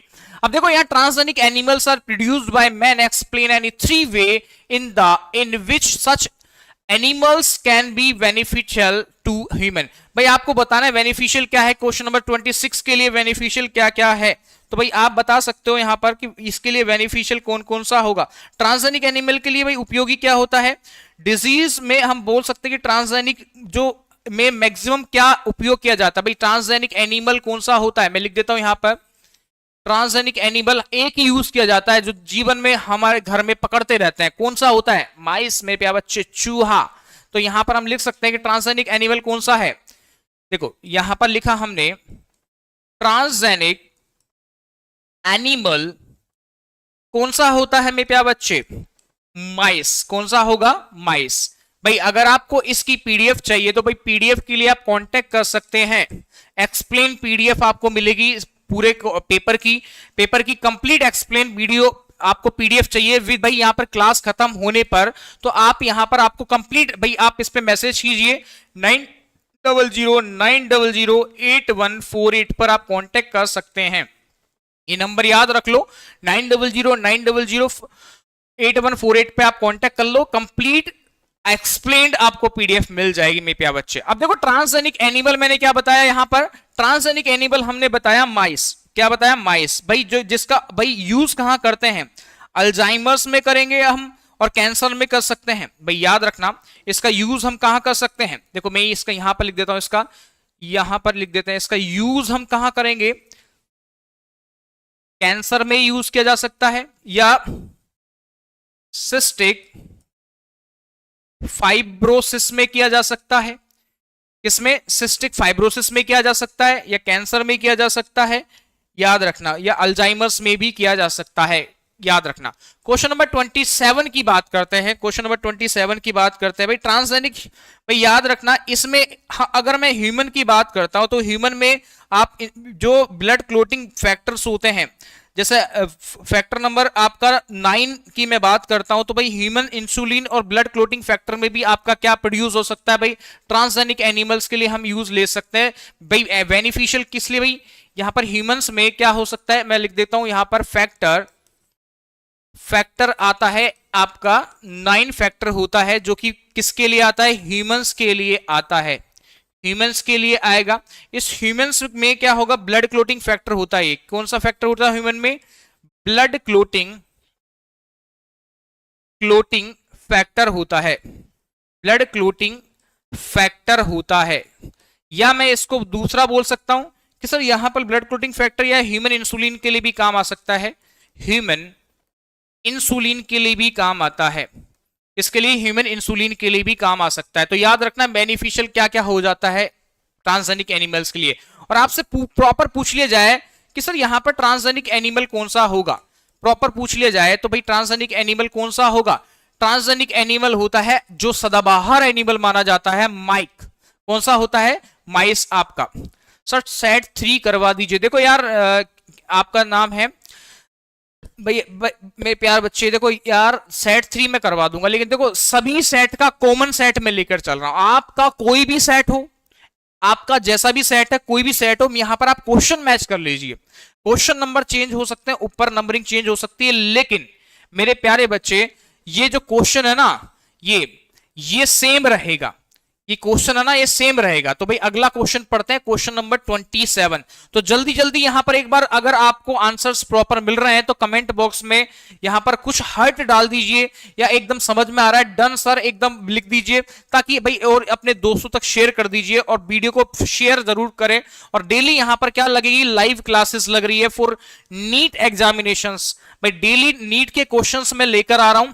जो बच्चा चाहता है कि सर मैं एमसीक्यूज प्रैक्टिस करूं प्रॉपर तरीके से, तो नीट के वो क्वेश्चंस मैं लेकर आ रहा हूं डेली बेसिस पर, जो आप कर सकते हैं। आप चाहते हैं कि सर मुझे प्रॉपर तरीके से गाइडेंस मिले, आप हमारे नंबर पे कांटेक्ट कर सकते हैं। आप चाहते हैं कि सर मुझे इस पेपर की पूरा कंप्लीट सॉल्यूशन अभी के अभी मिले, तो आप नंबर लिख लीजिए, अभी के अभी आपको पूरा का पूरा चाहिए तो भाई 9009008148 पर आप मैसेज कर दो, अपना नाम लिख के, सीबीएसई स्टूडेंट है तो कंप्लीट नाम लिख के भेज दीजिए। आपको पूरा, आप कैसे भी स्टूडेंट हो, आपको अगर सॉल्यूशन चाहिए, कुछ भी चाहिए, तो यहां पर आप मैसेज कर सकते हैं। कंप्लीट मैसेज करके आप बता दीजिए कि सर मुझे पीडीएफ चाहिए, तो पीडीएफ आपको कंप्लीट सॉल्यूशन पीडीएफ आपको अभी के अभी कंप्लीट मिल जाएगी। बिल्कुल नो मैचिंग, अरे मैच करेगा एक बार, देखो मेरे प्यारे बच्चे, देखो यहां पर मैं कंप्लीट, देखो यहां पर मैं बता दूं कि जितने भी, देखो आप एक चीज बताओ, जो सभी पेपर लगते हैं क्वेश्चन तो सभी सेम होते हैं ना, बस नंबरिंग मैच नहीं होती है, नंबरिंग मैच नहीं होती, बाकी तो सब मैच होता है मेरे प्यारे बच्चे। देखो यहां पर अब देखो, explains Gause's competitive exclusions principle with the help of a suitable example. तो क्वेश्चन नंबर 27 की बात कर रहे हैं, 27 को बताओ कि भाई यहां पर कौन कौन से सोर्स ऐसे हैं जो यहां पर इसके एग्जाम्पल्स पूछ रहे हैं। भाई जब हम पेरेनकाइम, देखो पैरामीशियम ऑरेलेरिया की बात करते हैं, देखो यहां पर मैं इसके एग्जाम्पल्स लिख देता हूं। यहां पर ये क्या है, पैरामीशियम ऑरेलिया, देखो इसके एग्जाम्पल में वैसे ही लिख देता हूं। देखो ये क्या है, paramecium, paramecium Aurelia, paramecium Aurelia की ये बात करेंगे, और साथ में क्या आता है, ओरेलिया, और पैरामीशियम कोडियम की बात करेंगे, पैरामीशियम पैरामीशियम कोडियम की बात करेंगे। पैरामीशियम कोडियम की हम बात करते हैं। इसको मैं दूसरी जगह लिख देता हूं, पैरामीशियम कोडियम। ठीक है, दो एग्जांपल्स आपको याद रखने हैं। दो एग्जांपल्स कौन कौन से हैं वो आपको याद रखने हैं। ठीक है, अब क्वेश्चन नंबर 28 की बात करते हैं। क्वेश्चन नंबर 28 में क्या दे रखा है, देखो यहां पर क्वेश्चन नंबर 28 में क्या दे रखा है। तो भाई ये देखो क्वेश्चन नंबर 28 में क्या दे रखा है कि भाई सर यहां पर एक्सप्लेन करना है the level of biodiversity at the genetic species and the ecological level with the help of one example each. आपको विद द हेल्प ऑफ, भाई क्या सेट टू हो गया क्या भाई, मैं बता दूं आपको, जितने भी बच्चे देख रहे हैं एक बार अपने अपना जो भी सेट यूज कर रहे हो आप, वो आप देख लीजिए, क्वेश्चन मैच कर लीजिए। आप क्वेश्चन पढ़ो, क्वेश्चन नंबर 28 को वापस से पढ़ो। Explain the level of biodiversity at the genetic species and the ecological levels with the help of one example each. तो भाई बायोडाइवर्सिटी के बारे में आप क्या जानते हो भाई, बायोडाइवर्सिटी में क्या मिलेगा, जेनेटिक डाइवर्सिटी यहां पर मिलती है लगभग, देखो यहां पर मैं बता दूं कि सर इसमें क्या मिलेगी आपको, लगभग जेनेटिक डाइवर्सिटी यहां पर देखने को मिलेगी, डाइवर्सिटी यहां देखने को मिलेगी। और लगभग लगभग लगभग लगभग यहां पर इसकी कितनी स्पीसीज देखने को मिलेगी, इसकी लगभग लगभग 50,000 स्पीसीज यहां पर देखने को मिलती है। कितनी, 50,000 स्पीसीज यहां पर देखने को मिलेगी। और साथ में आपको और क्या दिखेगा, यहां दिखेगा species, species diversity, species diversity भी यहां पर नजर आती है आपको देखने को। भाई स्पीसीज डाइवर्सिटी में आप बोल सकते हैं कि सर इसमें मेनली क्या आते हैं, अमेज़न रेन फॉरेस्ट आते हैं। क्या आते हैं इसमें, अमेज़न रेन फॉरेस्ट इसमें आते हैं। फॉर एग्जांपल मैंने लिखा Amazon rain forest, Amazon rain forest यहां पर आपको देखने को मिला। क्वेश्चन नंबर 28 कंप्लीट हुआ हमारे पास में। क्वेश्चन नंबर 29 की बात करते हैं। जो डी सेक्शन है, डी लास्ट वाला सेक्शन आ गया है हमारे पास में, लास्ट वाला सेक्शन आ गया है मेरे प्यारे बच्चे, जल्दी जल्दी शेयर कर दीजिए इसको। लास्ट वाला आ गया है हमारे पास में। अब यहां बताना है read the following passage and the answer. भाई पहले पैसेज पढ़ना है फिर आंसर देना है, तो भाई पैसेज पढ़ लेते हैं पहले। देखो, the process of कॉपिंग genetic information, the process of copying genetic information from template strand of DNA into RNA is called transcription। भाई सही बात है कि भाई प्रोसेस क्या है, genetic information from template strand of DNA into RNA में भाई ट्रांसक्रिप्शन, एकदम सही बात है। It is mediated by RNA polymerase. Transcription take place in the nucleus of eukaryotic cells. In transcription only a segment of DNA and only one of the strands is the copied into RNA। भाई क्या बात है, बहुत सही paragraph दे रखा है। या तो अब देखो यहां पर इस पैराग्राफ में से क्या क्या पूछा है। देखो पहला क्या पूछा है हमारे पास से, नंबर 1 पूछा है why is the strand of DNA with 3 prime to 5 prime polarity transcribed and note the other strands 5 prime to 3 prime polarity. तो आंसर करना है भाई, यहां पर बताना है why is the strand of DNA with 3 prime to 5 prime polarity transcribed and not the other strand of the 5 prime to 3 prime polarity. ये आपको एक्सप्लेन करना है। तो भाई सिंपल सी बात है कि जो आरएनए पॉलीमरेज है भाई कहां पर चेन बनाता है, भाई आरएनए पॉलीमरेज कहां चेन बनाता है। तो आरएनए पॉलीमरेज ऑब्वियसली सी बात है कि जो आरएनए चेन है वो कहां बनेगी। तो आप लिख सकते हो कि सर यहां पर जो आरएनए पॉलीमरेज है, आरएनए पॉलीमरेज है वो कहां चेन बनाएगा, ये बनाएगा 5 प्राइम टू 3 प्राइम बनाएगा और 3 प्राइम टू 5 प्राइम बनाएगा। ये आप लिख सकते हो। साथ में ये बता सकते हो कि ये जो स्टैंड है, ये जो स्टैंड है टेम्पलेट, ये क्या बनाया जाता है, एक टेम्पलेट बनाएगा जो कि आरएनए पॉलीमरेज बनेगा। भाई ये जो एक क्या बनाएगा, एक टेम्पलेट बनाएगा जो कि क्या होगा, जो आरएनए पॉलीमरेज है, जो कि आरएनए पॉलीमरेज होता है, इसकी जो अपोजिट साइड है, इसकी अपोजिट डायरेक्शन है, इसकी अपोजिट डायरेक्शन में नहीं चलता है मेरे प्यारे बच्चे, याद रखना अपोजिट डायरेक्शन में नहीं चलता है। क्या अपोजिट डायरेक्शन में नहीं चलेगा। चलो नेक्स्ट यहां पर क्या पूछा है, नेक्स्ट पूछा है नंबर बी। नंबर बी बोला है why is H N R N A required to undergoes splicing. Oh my God, very nice question. HNRNA required to undergoes splicing. क्यों जरूरी है HNRNA को स्प्लाइनिंग की जरूरत क्यों है? देखो यूकैरियोट्स के जो जीन है उनमें कोडिंग सीक्वेंस के बीच में नॉन कोडिंग सीक्वेंस भी प्रेजेंट होते हैं। देखो यहां पर मैंने बोला है कि जो आपके यूकैरियोटिक के जीन होते हैं, देखो यहां मैं दिखा देता हूं आपको। तो भाई यहां पर यूकैरियोटिक के जीन हैं, उनमें क्या होगा कि सर यहां पर कुछ इस तरह के आपको देखने को मिलते हैं कि सर यहां पर इंट्रॉन मिलेगा, या देखो यहां इंट्रॉन मिलेगा, यहां एक्सोन मिलेगा, यहां इंट्रॉन मिलेगा, यहां एक्सोन मिलेगा, यहां इंट्रॉन मिलेगा, यहां एक्सोन मिलेगा। तो भाई यहां पर आपको पता है कि यूकैरियोटिक सेल के अंदर भाई बिटवीन द भाई यहां पर इन यूकैरियोटिक सेल तो यहां पर क्या मिल रहा है, बीच में क्या मिल रहे हैं, नॉन कोडिंग जीन भी यहां मिल रहे हैं। क्या मिल रहे हैं, नॉन कोडिंग जीन भी यहां देखने को मिल रहे हैं। भाई साथ में क्या मिलेंगे, कोडिंग जीन और नॉन कोडिंग जीन दोनों एक साथ होते हैं मेरे प्यारे बच्चे। देखो कोडिंग जीन और नॉन कोडिंग जीन दोनों एक साथ यहां पर होते हैं। अब देखो यहां पर जो ट्रांसक्रिप्शन के बाद बनने वाला एचएनआरएनए, ये तो इंट्रोन में क्या होते हैं, शामिल होते हैं। देखो ये क्या होते हैं, इंट्रोन में शामिल होते हैं, लेकिन भाई यहां पे स्प्लाइसिंग के द्वारा इनको हटा दिया जाता है। भाई स्प्लाइसिंग के द्वारा जो भी इंट्रोन्स होते हैं उनको हटा दिया जाता है, जो यहां बनते हैं इनको हटा दिया जाता है। इसलिए भाई एचएनआरएनए के लिए बहुत जरूरी होता है। बहुत ही आसान सवाल था भाई। जो भी इंट्रोन्स होंगे, इंट्रोन्स को क्या कर दिया जाएगा, रिमूव कर दिया जाता है। इंट्रोन्स को क्या कर दिया जाएगा, रिमूव कर दिया जाता है। कौन सी टेक्निक के थ्रू, आपकी स्प्लाइसिंग की टेक्निक के थ्रू रिमूव कर दिया जाता है इन यूकैरियोटिक सेल। याद रखना, इन यूकैरियोटिक सेल, ये आपको याद रखना है। मैच हो रहा है ना। चलो अगला क्वेश्चन का आंसर देखते हैं। क्वेश्चन नंबर भाई इसी का और में दे रखा है, इसी का और में दे रखा है, इसको देख लेते हैं। और में दे रखा है, इसको देखो, देखो यहां दे रखा है मेंशन द टू एडिंग, देखो क्या है, mention the two additional process which HNRNA needs to undergoes after splicing to become functional.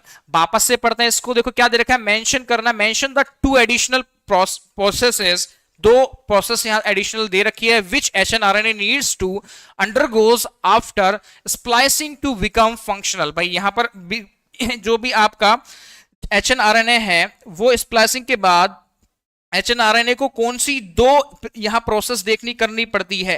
तो भाई यहां पर कौन कौन सी प्रोसेस करनी पड़ेगी, यहां पर सिंपल सी बात है कि आपने नाम सुना होगा कि भाई यहां पर हम क्या करते हैं, 5 प्राइम पर क्या करेंगे। देखो मैं यहां 5 प्राइम पर हम क्या करते हैं, कैपिंग करते हैं मेरे प्यारे बच्चे। क्या करेंगे, कैपिंग। कैपिंग किस पे करेंगे, 7 मिथाइल ग्वानोसिन, यहां पर क्या जोड़ते हैं, कैप जोड़ते हैं। देखो यहां पर 7 मिथाइल ग्वानोसिन कैप यहां पर जोड़ते हैं।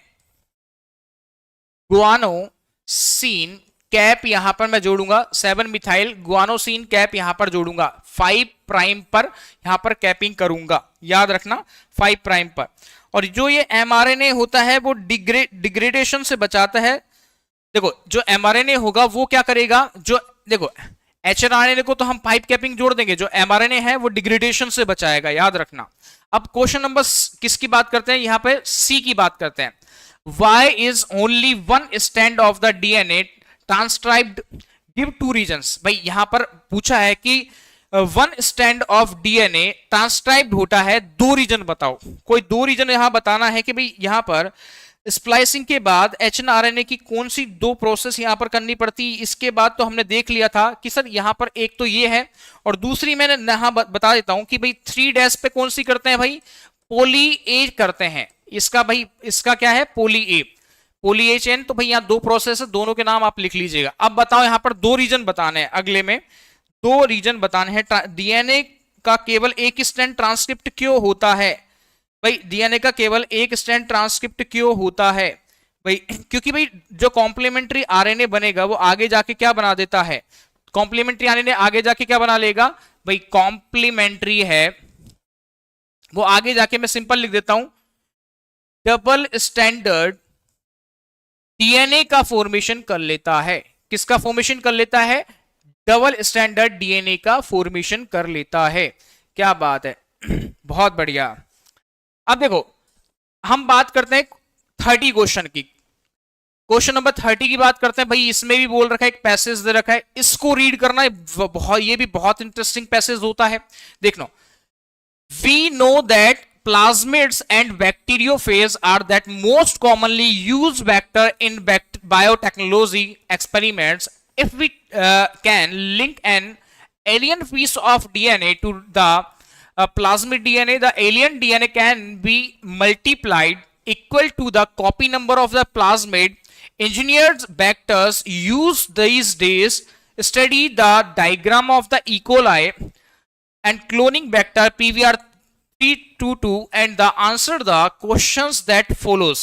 ये आपको यहाँ पर पेसेस दे रखा है कि भाई यहाँ पर हम जानते हैं कि प्लाज्मिड होता है क्या, plasmid and bacteriophage are the most commonly used in the vector in the biotechnology. भाई बहुत बढ़िया बात है कि प्लाज्मिड कौन होता है, एक तरह का वेक्टर ही होता है। अब यहां पर देखो, if we can link an alien piece of the DNA, भाई भारी हम किससे जोड़ देते हैं, भारी फॉरेन पार्टिकल से हमने इसको क्या कर दिया, कनेक्ट कर दिया। तो क्या दे रखा है, DNA can multiplied equal to the copy number of the plasmid engineered vector. देखो, vectors are use these days study the diagram of E coli cloning vector PVR322 and the answer the question of the following. अब देखो यहां पर इसमें से आगे बात करते हैं। ये आपको दे रखा है कुछ एंजाइम्स यहां दे रखे हैं। देखो एम्फिसिलिन दे रखा है, टेट्रासाइक्लिन दे रखा है। यहां ये क्या है आपका ओरिजिन ऑफ रेप्लिकेशन, ये रोप दे रखा है। अब ये रेप्लिकेशन ऑफ प्लाज्मिड। अब ये सारे के सारे क्या है, कुछ एंजाइम्स यहां दे रखे हैं। देखो क्या दे रखा है, हिंट सेकंड, हिंट थर्ड दे रखा है, हिंट थर्ड दे रखा है, साथ में इकोलाई दे रखा है। देखो यहां पर पूरा का पूरा आपको एक्सप्लेन करना है। तो आप पूछा क्या क्या है वो देख लेते हैं अपन।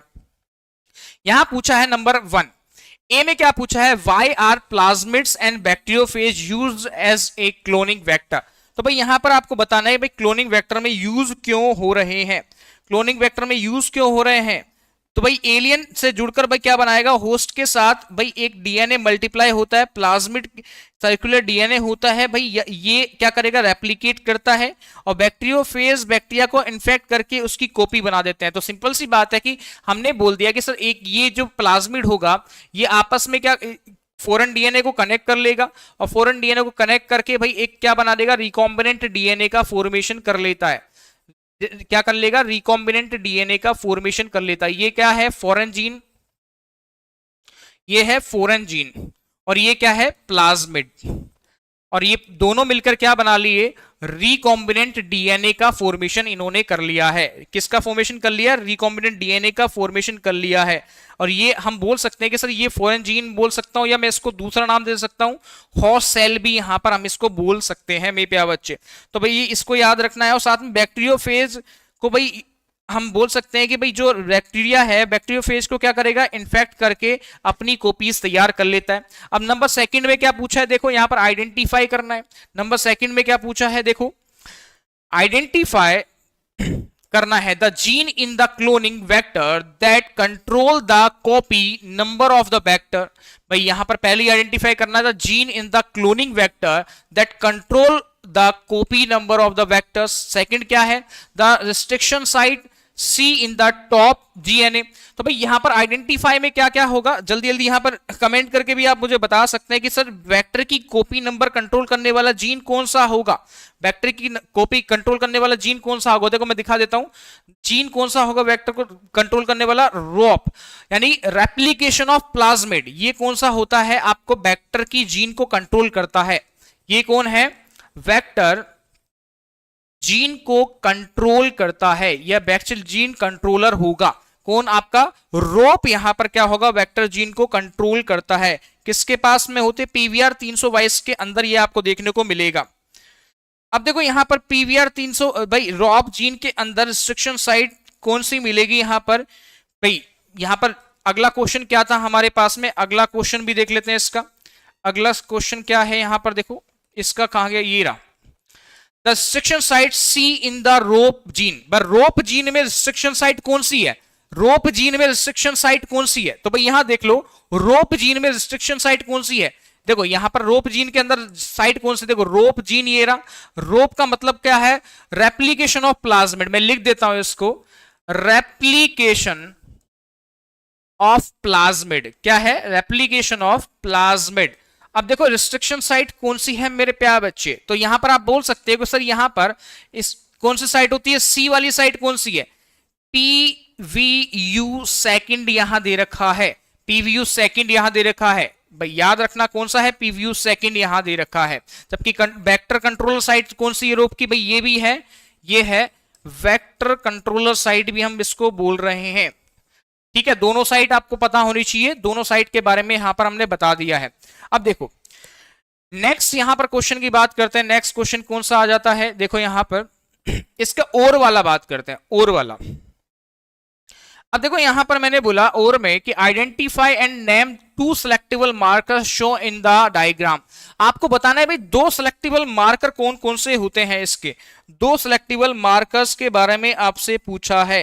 तो आप दो सेलेक्टेबल मार्कर्स यहां पर बता सकते हैं कि सर यहां पर दो सेलेक्टेबल मार्कर कौन कौन से होंगे। मैं दिखा देता हूं आपको डायग्राम में दो सेलेक्टेबल मार्कर कौन कौन से होंगे। देखो ये जो आपको दे रखे हैं एम्फिसिलीन और टेट्रासाइक्लिन, देखो कौन कौन से हैं, एम्फिसिलीन, एम्फिसिलीन और टेट्रासाइक्लिन, ये क्या है आपके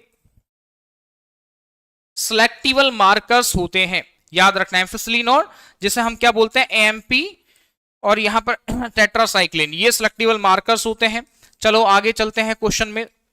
देखो यहां पर कौन सा है, अब आपका आपसे पूछा क्वेश्चन नंबर सी। सी में क्या बोला है, the name the two restriction site each in the two genes you have identify as a selectable markers. आपको पूछा है कि name the two restriction site बताना है, each in the two genes you have the identify the selectable markers. तो comment करके बता दीजिए भाई यहां पर कौन सा होगा रिस्ट्रिक्शन साइट में। हमने इसमें तो बता दिया कि भाई एम्फिसिलिन टेट्रासाइक्लिन ये आपकी होती है। अब इसमें दो साइकिल यहां पर बताना है कि भाई दो आइडेंटिफाई करना सेलेक्टेबल मार्कर्स में, तो भाई दो आप आइडेंटिफाई कर सकते हो। पहला कौन कौन सा है, देखो यहां डायग्राम दिखाना पड़ेगा मुझे, वापस से डायग्राम ले चलता हूं। देखो यहां पर दो दे रखा है आपको, दो साइड कौन कौन सी, एक साइड तो हो जाती है आपका SCAL फर्स्ट, स्केल फर्स्ट हो जाती है। साथ में ये क्या है PSTI फर्स्ट, ये आपकी साइड, दो साइड यहां पर हो जाती है किसके अंदर, एम्फिसिलिन रिस्ट्रिक्शन एंजाइम के अंदर दो साइट यहां पर आपको देखने को मिल सकती है। तो आप इन दिन को देख सकते हो भाई टेट्रासाइक्लिन में भी कौन कौन से साइट आपको देखने को मिलेगी, सिलेक्टेबल मार्कर्स के अंदर भाई कौन कौन से रिस्ट्रिक्शन साइट देखने को मिलती है। तो ये भी लिख सकते हो कि भाई यहां पर आपका इको R1 है, क्लो फर्स्ट है, हिंट थर्ड है, ये जितने भी साइट्स हैं आपकी बाम H1, ये सब की सब क्या है, देखो ये आपकी क्लो फर्स्ट है, इंट थर्ड है, बाम H1 है, ये जितनी भी साइट्स आपको नजर आ रही है ये किसके लिए आपका आती है, ये हमारे लिए रिस्ट्रिक्शन साइट होती है। याद रखना किसके लिए, रिस्ट्रिक्शन साइट होती है फिर सेलेक्टेबल मार्कर्स। अब आता है क्वेश्चन नंबर 31, यानी सेक्शन ई की बात करते हैं। क्वेश्चन नंबर 31 की बात करूंगा, सेक्शन ई की बात करूंगा।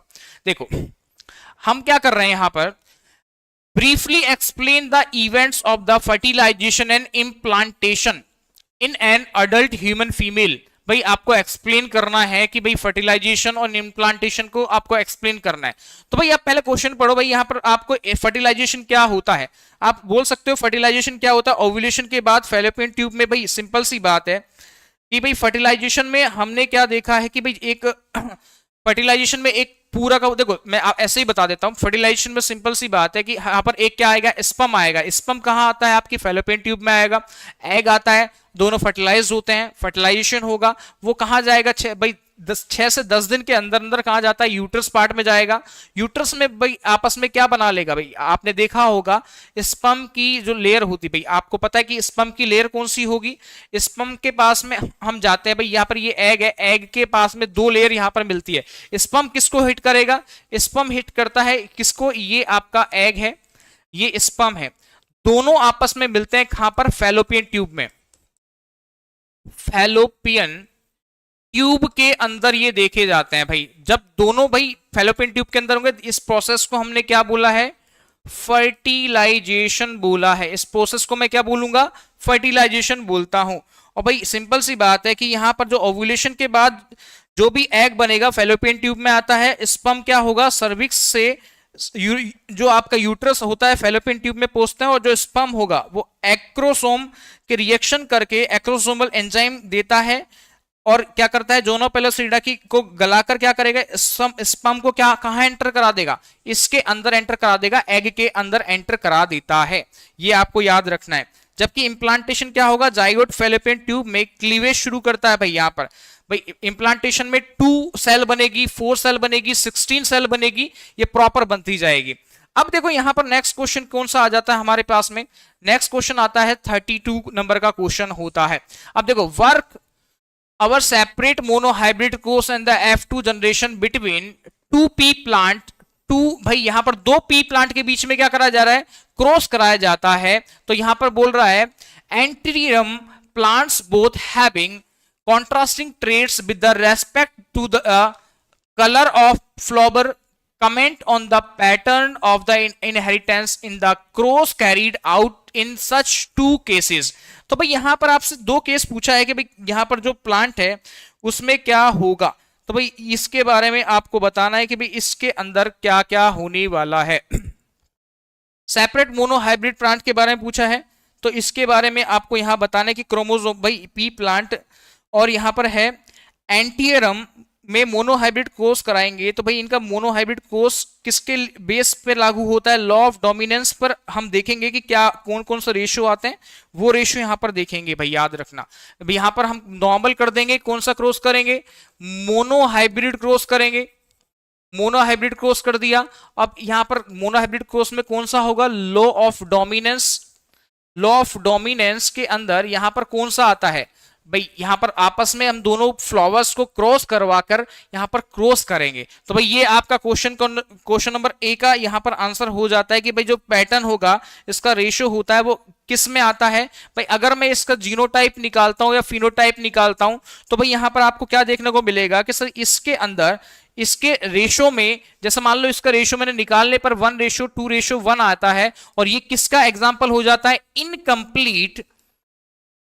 इनकम्प्लीट डोमिनेंस का, इनकम्प्लीट डोमिनेंस का एग्जाम्पल हो जाता है, जो कि आप लोग ने अच्छे से एक्सप्लेन किया होगा। आई होप कि कंप्लीट एक्सप्लेन किया है। अब देखो यहां पर क्वेश्चन नंबर हम किसकी बात करते हैं, नेक्स्ट की बात करते हैं। क्वेश्चन नंबर नेक्स्ट में बी की बात करते हैं। देखो हमने क्या बोला है, आंसर द फॉलोइंग क्वेश्चंस। बताना है how does a chromosomal disorder differ from A Mendelian disorder, right one example for each. भाई यहां पर बताना है कि भाई यहां पर क्रोमोसोमल डिसऑर्डर डिफर कैसे करता है मेंडेलियन डिसऑर्डर से। भाई डिफर कैसे करेगा, भाई सिंपल सी बात है कि भाई यहां पर क्रोमोसोमल डिसऑर्डर भाई संख्या में क्या होगा, परिवर्तन होगा। तो इसका एग्जांपल हो सकता है कि सर यहां पर इसकी ट्राइसोमी में चेंज आ सकता है। तो एग्जांपल आप लिख सकते हो कि सर इसकी एग्जांपल है ट्राइसोमी। ट्राइसोमी में क्या होगा कि भाई कितने क्रोमोसोम रहते हैं, 21 क्रोमोसोम रहेंगे, या मैं बोल सकता हूं 47 क्रोमोसोम यहां पर रहते हैं विद एग्जांपल। अब देखो यहां पर डिसऑर्डर में वन एग्जांपल ले लिया। नंबर सेकंड देखिएगा, name the phenomenal that leads to simultaneous like X0 abnormality in the human, also name this genetic disorder. How are individuals with an X0 chromosomal abnormality affected, write its symptoms as well as karyotype। तो भाई यहां पर आपको भाई इसके बारे में बताना है कि भाई इसमें क्या होगा, नॉन डिस्ट्रक्शन मिलेगा। मियोसिस के दौरान जो सेक्स क्रोमोसोम है वो ठीक से अलग नहीं होते हैं, सेक्स वो X0 एबनॉर्मलिटी के अंदर ये देखा जाता है। और कैरियोटाइप लगभग भाई यहां पर क्या होगा, आप देखोगे कैरियोटाइप भी लगभग इसमें कितने क्रोमोसोम बनेंगे, 45 क्रोमोसोम है। X0 क्रोमोसोम में ये कैसा होगा, स्ट्राइल टाइप का होता है। कैसा होगा, स्ट्राइल टाइप का होगा, नॉन डिसजंक्शन टाइप का होगा। और कैरियोटाइप भी कैसा मिलेगा हमको, 45 यहां पर आपको कैरियोटाइप में मिलेंगे। लगभग X क्रोमोसोम है और Y यहां पर इस तरह से मिलता है। आप बोल सकते हैं कि सर ओवरीज वेस्टिजल्स के अंदर दिखता है, और शार्ट में ये जो व्यक्ति रहता है वो छोटे कद का यहां पर देखने को मिलता है लगभग। अब देखो यहां पर इसके बाद अगला क्वेश्चन क्या आता है हमारे पास में, 33 क्वेश्चन आता है। देखिएगा, draw the structure of an antibody molecule and the level and for its part। भाई यहां पर पूछा है एंटीबॉडी मॉलिक्यूल को लेवल करना है, तो भाई आप लेवल कर सकते हो बहुत आसानी से। आपने देखा होगा कि 2 तो हैवी चेन्स होती है इसकी, और 2 कैसी होती है सर, 2 तो यहां पर हैवी चेन्स होगी, यहां पर हैवी चेन होगी या हैवी यहां पर पार्टिकल्स होगा। साथ में क्या होगा, ये होता है इसकी लाइट, क्या होगी, लाइट चेन्स होती है, दो हैवी होती है एंड एक लाइट चेन्स होती है। तो यहां पर दोनों का हम बोल सकते हैं कि सर यहां पर जो एंटीबॉडी पार्टिकल मोलिक्यूल होता है, तो इसमें मैंने एक तो यहां पर लिख दिया कि सर एक तो हैवी होगा। हैवी कौन कौन सी होगी? यहां पर हैवी होती है, दो यहां पर स्टैंड होते हैं, जबकि दो स्टैंड कैसे होंगे? दो स्टैंड यहां पर होते हैं लाइट स्टैंड। दो स्टैंड यहां पर कैसे होते हैं? आपके दो स्टैंड होते हैं लाइट स्टैंड होते हैं। भाई दोनों चेन्स आपस में क्या होती है? भाई वेस्टिजियल रीजन से आपस में जुड़ती है, वेस्टिजियल रीजन से आपस में जुड़ती है। भाई ये जो एंटीबॉडीज होती है इम्यूनोग्लोबुलिन के लिए काम आती है, याद रखना। इम्यूनोग्लोबुलिन, इम्यूनोग्लोबुलिन की स्ट्रक्चर आप देखना, आईजीए हमने ये पढ़ा था, उसमें ये काम आता है मेरे प्यारे बच्चे, याद रखना। तो भाई यहां पर एंटीबॉडीज की स्ट्रक्चर में आप देख सकते हैं कि भाई हमने किस तरह से देखा, दो हैवी चेन्स होगी, दो लाइट चेन्स होगी यहां पर, और किससे भाई जुड़ेंगे? डाई सल्फाइड बॉन्ड से आपस में जुड़ते हैं। इनके बीच में जो बॉन्ड बनता है, इनके बीच में जो बॉन्ड बनेगा वो कौन सा बॉन्ड बनता है मेरे प्यारे बच्चे? ये बॉन्ड बनता है डाई सल्फाइड बॉन्ड। ये जो बॉन्ड बनेगा इनके बीच में, कौन सा बॉन्ड बनेगा? इसको बोल सकता हूं डाई सल्फाइड बॉन्ड यहां पर बनता है, डाई सल्फाइड बॉन्ड यहां पर बनेगा, याद रखना। देखो मैं वापस से इसको वो कर देता हूं। देखो यहां पर हमने क्या बोला था, जो एंटीबॉडी है इम्यूनोग्लोबुलिन में दिखेगा, साथ में यहां दो हैवी चेन्स होती है, दो लाइट चेन्स होती है, इनके बीच में डाई सल्फाइड बॉन्ड यहां पर होता है। कौन सा बॉन्ड होगा? डाई सल्फाइड बॉन्ड यहां पर होता है मेरे प्यारे बच्चे। अब देखो यहां पर नेक्स्ट क्वेश्चन की बात करते हैं। क्वेश्चन नंबर कौन सा है? आपका सेकंड, इसमें differentiate between the active and passive immunity के बारे में बताना, राइट एनी थ्री डिफरेंस। तो भाई यहां पर आपको बताना है, डिफरेंस बताने हैं एक्टिव एंड पैसिव इम्यूनिटी के, यहां पर डिफरेंस बताने। तो भाई एक्टिव और पैसिव इम्यूनिटी में बता सकते हैं कि भाई एक्टिव इम्यूनिटी में एंटीजन यहां पर क्या बनाता है? स्वयं। भाई यहां पर जो आपका देखो, यहां पर मैंने अगर बोला एक्टिव के लिए और पैसिव के लिए, तो भाई यहां पर आप लिख सकते हो कि भाई यहां पर एक्टिव इम्यूनिटी में एंटीजन है वो क्या करेगा? सेल्फ यहां पर क्या बनाएगा? एंटीबॉडी का फॉर्मेशन करता है। क्या करेगा? सेल्फ एंटीबॉडी का फॉर्मेशन करेगा। और भाई इसको कहां से आती है? ये भाई आउटर साइड से यहां पर क्या दी जाती है? एंटीबॉडी दी जाती है। आउटर साइड से क्या दी जाती है? एंटीबॉडी दी जाती है। और क्या यहां पर आ सकता है कि सर यहां पर इसमें भाई समय है बहुत धीमी, भाई बहुत कम टाइम में लगता है, यानी कि जो समय है बहुत कम लगता है, यानी कि यहां पर जो टाइम होगा उसमें फर्क दिखेगा। जबकि जो यहां पर जो टाइम होगा किसमें? पैसिव इम्यूनिटी के अंदर जो टाइम होता है वो एकदम क्विक होता है, यानी कि यहां पर फास्ट होता है, यहां पर बोल दूं स्लो होता है। जबकि जो एक्टिव इम्यूनिटी है उसमें क्या होगा? मेमोरी सेल बनती है। भाई यहां पर जो सेल बनेगी वो लंबे टाइम तक बनेगी, लॉन्ग टाइम तक बनेगी। याद रखना एक्टिव इम्यूनिटी में जो सेल बनती है वो बनेगी मेमोरी सेल, मेमोरी सेल बनेगी, यानी कि लॉन्ग टाइम के लिए बनेगी। जबकि पैसिव में होती है इमीडिएट, यानी अभी के लिए बनेगी, तुरंत। यहां पर इमीडिएट, यानी कि मैं बोल सकता हूं पैसिव के अंदर, पैसिव इम्यूनिटी के अंदर यहां पर हम इसको बोल सकते हैं कि सर यहां पर कैसा बनेगा? इमीडिएट, यानी तुरंत यहां पर बनती है। देखो मैं इसको लिख देता हूं, यहां पर इमीडिएट बनती है या तुरंत बनती है? इमीडिएट या तुरंत बनती है। और यहां पर क्या चेंजेस नजर आते हैं सर? यहां पर एक्टिव इम्यूनिटी, एक्टिव के अंदर और क्या क्या, यहां पर एक्टिव के अंदर क्या क्या नजर आता है? देखो यहां पर एक्टिव और पैसिव में पहले बोला सेल्फ एंटीबॉडी, खुद की एंटीबॉडी खुद बनाते हैं एक्टिव में, पैसिव में बाहर से एंटीबॉडी प्रोवाइड करते हैं। देखो यहां पर एक्टिव में टाइम भी कैसा लगता है? कम लगता है, जबकि पैसिव में टाइम कैसा लगता है? भाई ज्यादा टाइम लगता है। तो यानी कि भाई ये आप देख सकते हो कि भाई टाइम स्लो है, एक्टिव में तुरंत हो जाएगा, और जबकि भाई यहां पर क्या होगा? एक्टिव में क्या होगा? बहुत धीरे धीरे धीरे धीरे स्लो चलेगा, जबकि पैसिव में क्या होगा? बहुत फास्ट क्विक हो जाता है, इमीडिएट हो जाता है। तो आपको रखना है कि जो एक्टिव है वो लॉन्ग टाइम के लिए यूज होती है, जबकि पैसिव इम्यूनिटी होती है वो इमीडिएट, फास्ट, तुरंत के लिए यूज होती है। याद रखना तुरंत के लिए यूज होती है। जैसे मान के चलो हमने एक्टिव के लिए बोल दिया कि यार बचपन में कोई भी आपके, जब आप बच्चे होते हो तो क्या लगता है? बीजीए का टीका लगता है या वैक्सीनेशन करवाते हैं। तो एक्टिव में आप बोल सकते हो सर यहां पर हमने बोला कि सर यहां पर क्या कराते हैं? वैक्सीन, वैक्सीन यहां पर लगाते हैं या बीजीए का टीका लगाते हैं, वो किसके लिए होता है? आपका एक्टिव इम्यूनिटी के लिए। जबकि पैसिव के लिए हम बोल सकते हैं कि सर यहां पर जैसे मां का गाढ़ा दूध हो गया, कोलेस्ट्रम, इसको हम बोल सकते हैं कि जैसे मां का दूध हो गया, वो किसके लिए आता है? पैसिव इम्यूनिटी के लिए आता है, जो कि तुरंत प्रोटेक्ट करता है, जिसको हम क्या बोलते हैं? कोलेस्ट्रम। आप बोल सकते हैं, क्या बोलेंगे इसको? कोलोस्ट्रम। कोलेस्ट्रॉम क्या होता है? मां के दूध के लिए हम कोलेस्ट्रॉम वर्ड यूज करेंगे मेरे प्यारे बच्चे। देखो, जो बच्चा इस पीडीएफ चाहता है कि सर मुझे पूरा रिटर्न में ये कंप्लीट मिल जाए, तो वो एक काम कर सकता है। अगर आप चाहते हो कि मैं बता दूं कि आपको ये पीडीएफ कहां से मिलेगी विद रिटर्न आंसर, तो आप देखो, मैं आपको यहां पर बता देता हूं कि कहां से मिलेगा मेरे प्यारे बच्चे। देखो, ये बहुत ही आसान प्रोसेस है। इसके लिए आपको करना क्या है? देखो यहां पर मैंने बोला कि भाई यहां पर आपको एक नंबर दिया गया होगा 9009008148 पर कांटेक्ट करना है। और देखो यहां पर आपके लिए एक प्रॉपर बैच लेकर आए हैं, साथ में एक स्कॉलरशिप टेस्ट भी यहां पर हम लेकर आए हैं। देखो, जो बच्चा स्कॉलरशिप टेस्ट लेना चाहता है वो स्कॉलरशिप टेस्ट दे सकता है। एवरी संडे सुबह 10 बजे ये लगता है। अभी क्वेश्चन बाकी है, क्वेश्चन कर रहे हैं। देखो एवरी संडे, देखो यहां पर क्या है, 10 बजे सुबह यहां पर क्या लगेगा? एवरी संडे स्कॉलरशिप टेस्ट लगता है। जो बच्चा 100% मार्क्स लेकर आता है, एकदम फ्री एडमिशन होगा, फ्री तो होगा, लेकिन टाइम की वैल्यू होगी मेरे प्यारे बच्चे। प्रॉपर मेहनत वैसी ही की जाएगी जैसे और बच्चों पे की जाती है। लेकिन जो बच्चा 70% मार्क्स लेकर आता है उसको 7,000 रुपीज दिया जाएगा, और जो 60% लेकर आता है उसको 6,000 रुपीज यहां पर ऑफ कर दिया जाएगा। तो जल्दी से जल्दी आइए, स्कॉलरशिप टेस्ट दीजिए बीएससी नर्सिंग सीईटी में। कहां पर दोगे? A1 टारगेट इंस्टीट्यूट रोहतक के अंदर है, आप देख सकते हैं, near Omaxe city gate, friends colony, Rohtak में आप ये देख सकते हैं। जबकि भाई यहां पर आप देख सकते हो कि एक ऑफर ये प्रॉपर गर्ल्स के लिए लेकर आए हैं।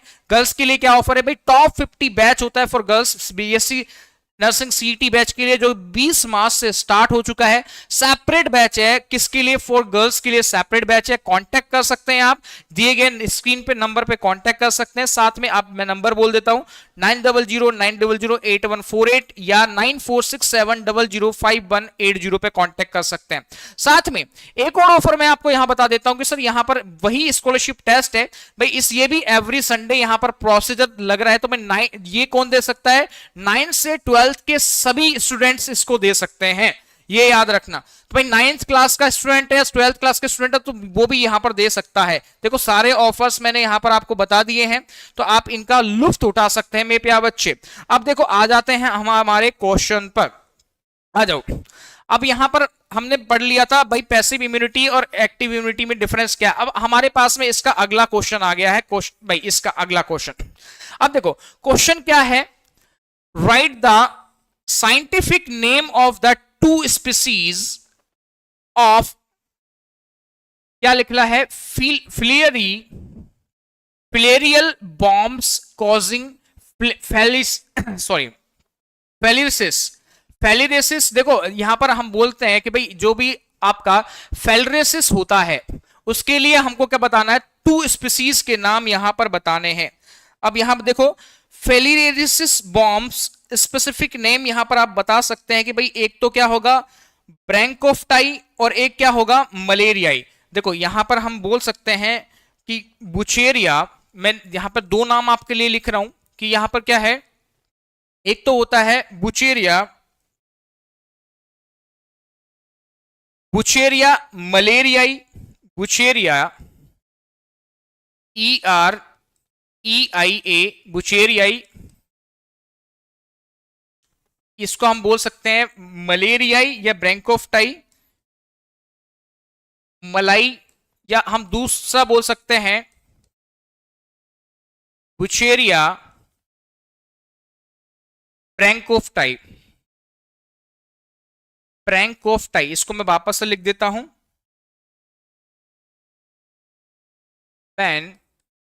ब्रैंकोफ्टाई। देखो 2 नाम आपको बताने थे, 2 नाम आपने यहां पर लिख दिया है, बुचेरिया मलेरियाई और बुचेरिया ब्रैंकोफ्टाई यहां पर लिखने हैं।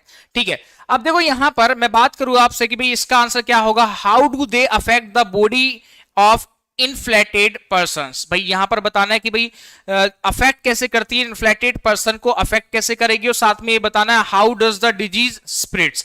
तो नंबर सेकंड का यहां पर आ सकता है कि भाई ये जो जो बॉडी पर यहां पर इफेक्ट करती है, बॉम्ब लिम्फ वेसल्स होती है, लिम्फेटिक सिस्टम में रहते हैं जो कि लिम्फ फ्लो करते हैं। तो भाई ये क्या होगा, एम्फिस जो भी एलिफेंटियसिस रोग होगा भाई उसको क्या करेगा रोग, भाई ये आपका जो रोग होता है एलिफेंटियसिस रोग उसके लिए यहां पर यूज होता है। तो इफेक्ट यहां पर करता है भाई एलिफेंटियसिस रोग के लिए करेगा, ये भी आपको याद रखना है।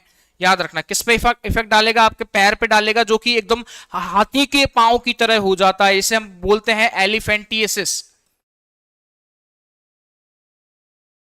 एलिफेंटियसिस एलिफेंटियसिस में आपको ये देखने को मिलेगा।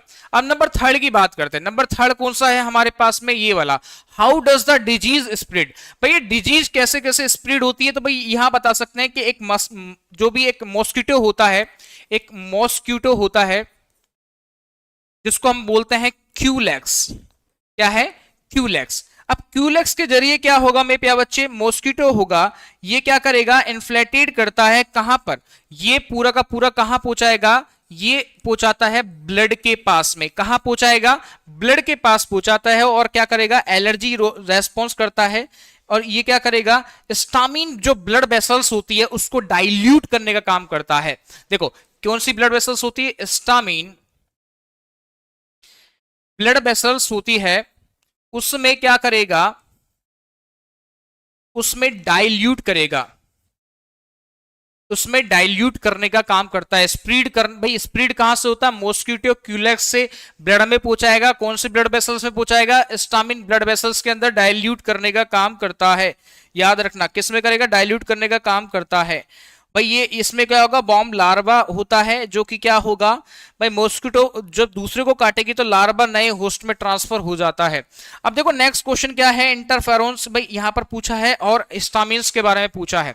तो नेक्स्ट क्वेश्चन की बात करते हैं। देखो यहां पर नेक्स्ट क्वेश्चन पूछा है स्टामिन और इंटरफेरोन्स के बारे में पूछा है। भाई स्टामिन के बारे में बताना है और इंटरफेरोन्स के बारे में बताना है। The mention the source and the role following in the providing defense against infection in the human body। तो पहले हम किसके बारे में देखते हैं, स्टामिन्स के बारे में, फिर किसके बारे में देखते हैं, यहां पर इंटरफेरोन्स के बारे में। तो भाई स्टामिन क्या होगा मेरे प्यारे बच्चे, स्टामिन क्या होता है, मास्ट सेल और बेसोफिल सेल ये क्या होती है, आपस में कनेक्ट होती है। देखो मास्ट सेल और दूसरी सेल कौन सी होती है, देखो मास्ट सेल और दूसरी सेल कौन सी होगी, बेसोफिल सेल होती है, बेसोफिल्स सेल्स होती है। ये दोनों सेल्स कनेक्टिव टिश्यू से कनेक्ट रहती है आपस में। ये दोनों सेल्स क्या रहती है, कनेक्टिव टिश्यू से कनेक्ट रहती है। जो भी जो इन्फ्लामेशन होगा, जो एलर्जिक रेस्पॉन्स देगा, भाई यहां पर क्या होगा, ये दोनों सेल्स भाई यहां पर क्या होगा, स्टामिन्स में ये इन्फ्लामेशन की, भाई इन्फ्लामेशन दिखेगा, सूजन दिखेगा, इन्फ्लामेशन या सूजन यहां देखने को मिलता है। साथ में क्या मिलेगा मेरे प्यारे बच्चे, भाई जो यहां पर देखो सिंपल सी बात है कि यहां पर मास्ट सेल और बेसोफिल सेल्स यहां पर क्या करेगी, जो इन्फ्लामेशन और एलर्जिक होती है उसमें रेस्पॉन्स देता है। स्टामिन जो ब्लड वेसल्स होती है उसको डाइल्यूट करेगा और इसकी क्या बढ़ाता है, परमिबिलिटी को बढ़ा देता है। क्या बढ़ा देगा, इसकी परमिबिलिटी को बढ़ा देता है, जिससे जो WBC इंस्पेक्शन साइड है वहां तक जल्द पहुंच जाते हैं।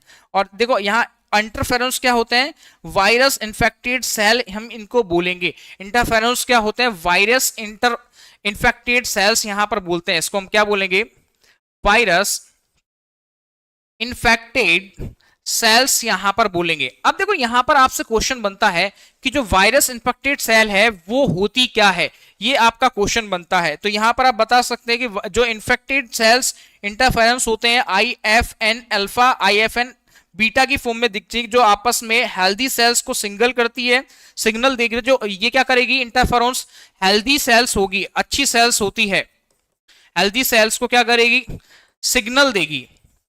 क्या करेगी, सिग्नल प्रोवाइड करने का काम करती है। याद रखना भाई, क्वेश्चन को देख लो और पूरा का पूरा भाई ये जो वायरस होते हैं वो जो डिजीज है उसको आगे की तरफ फैलाने का काम भी करते हैं। देखो ये मैंने आपको ब्रीफली एक्सप्लेन कर दिया, देखो कंप्लीट मैंने एक्सप्लेन कर दिया।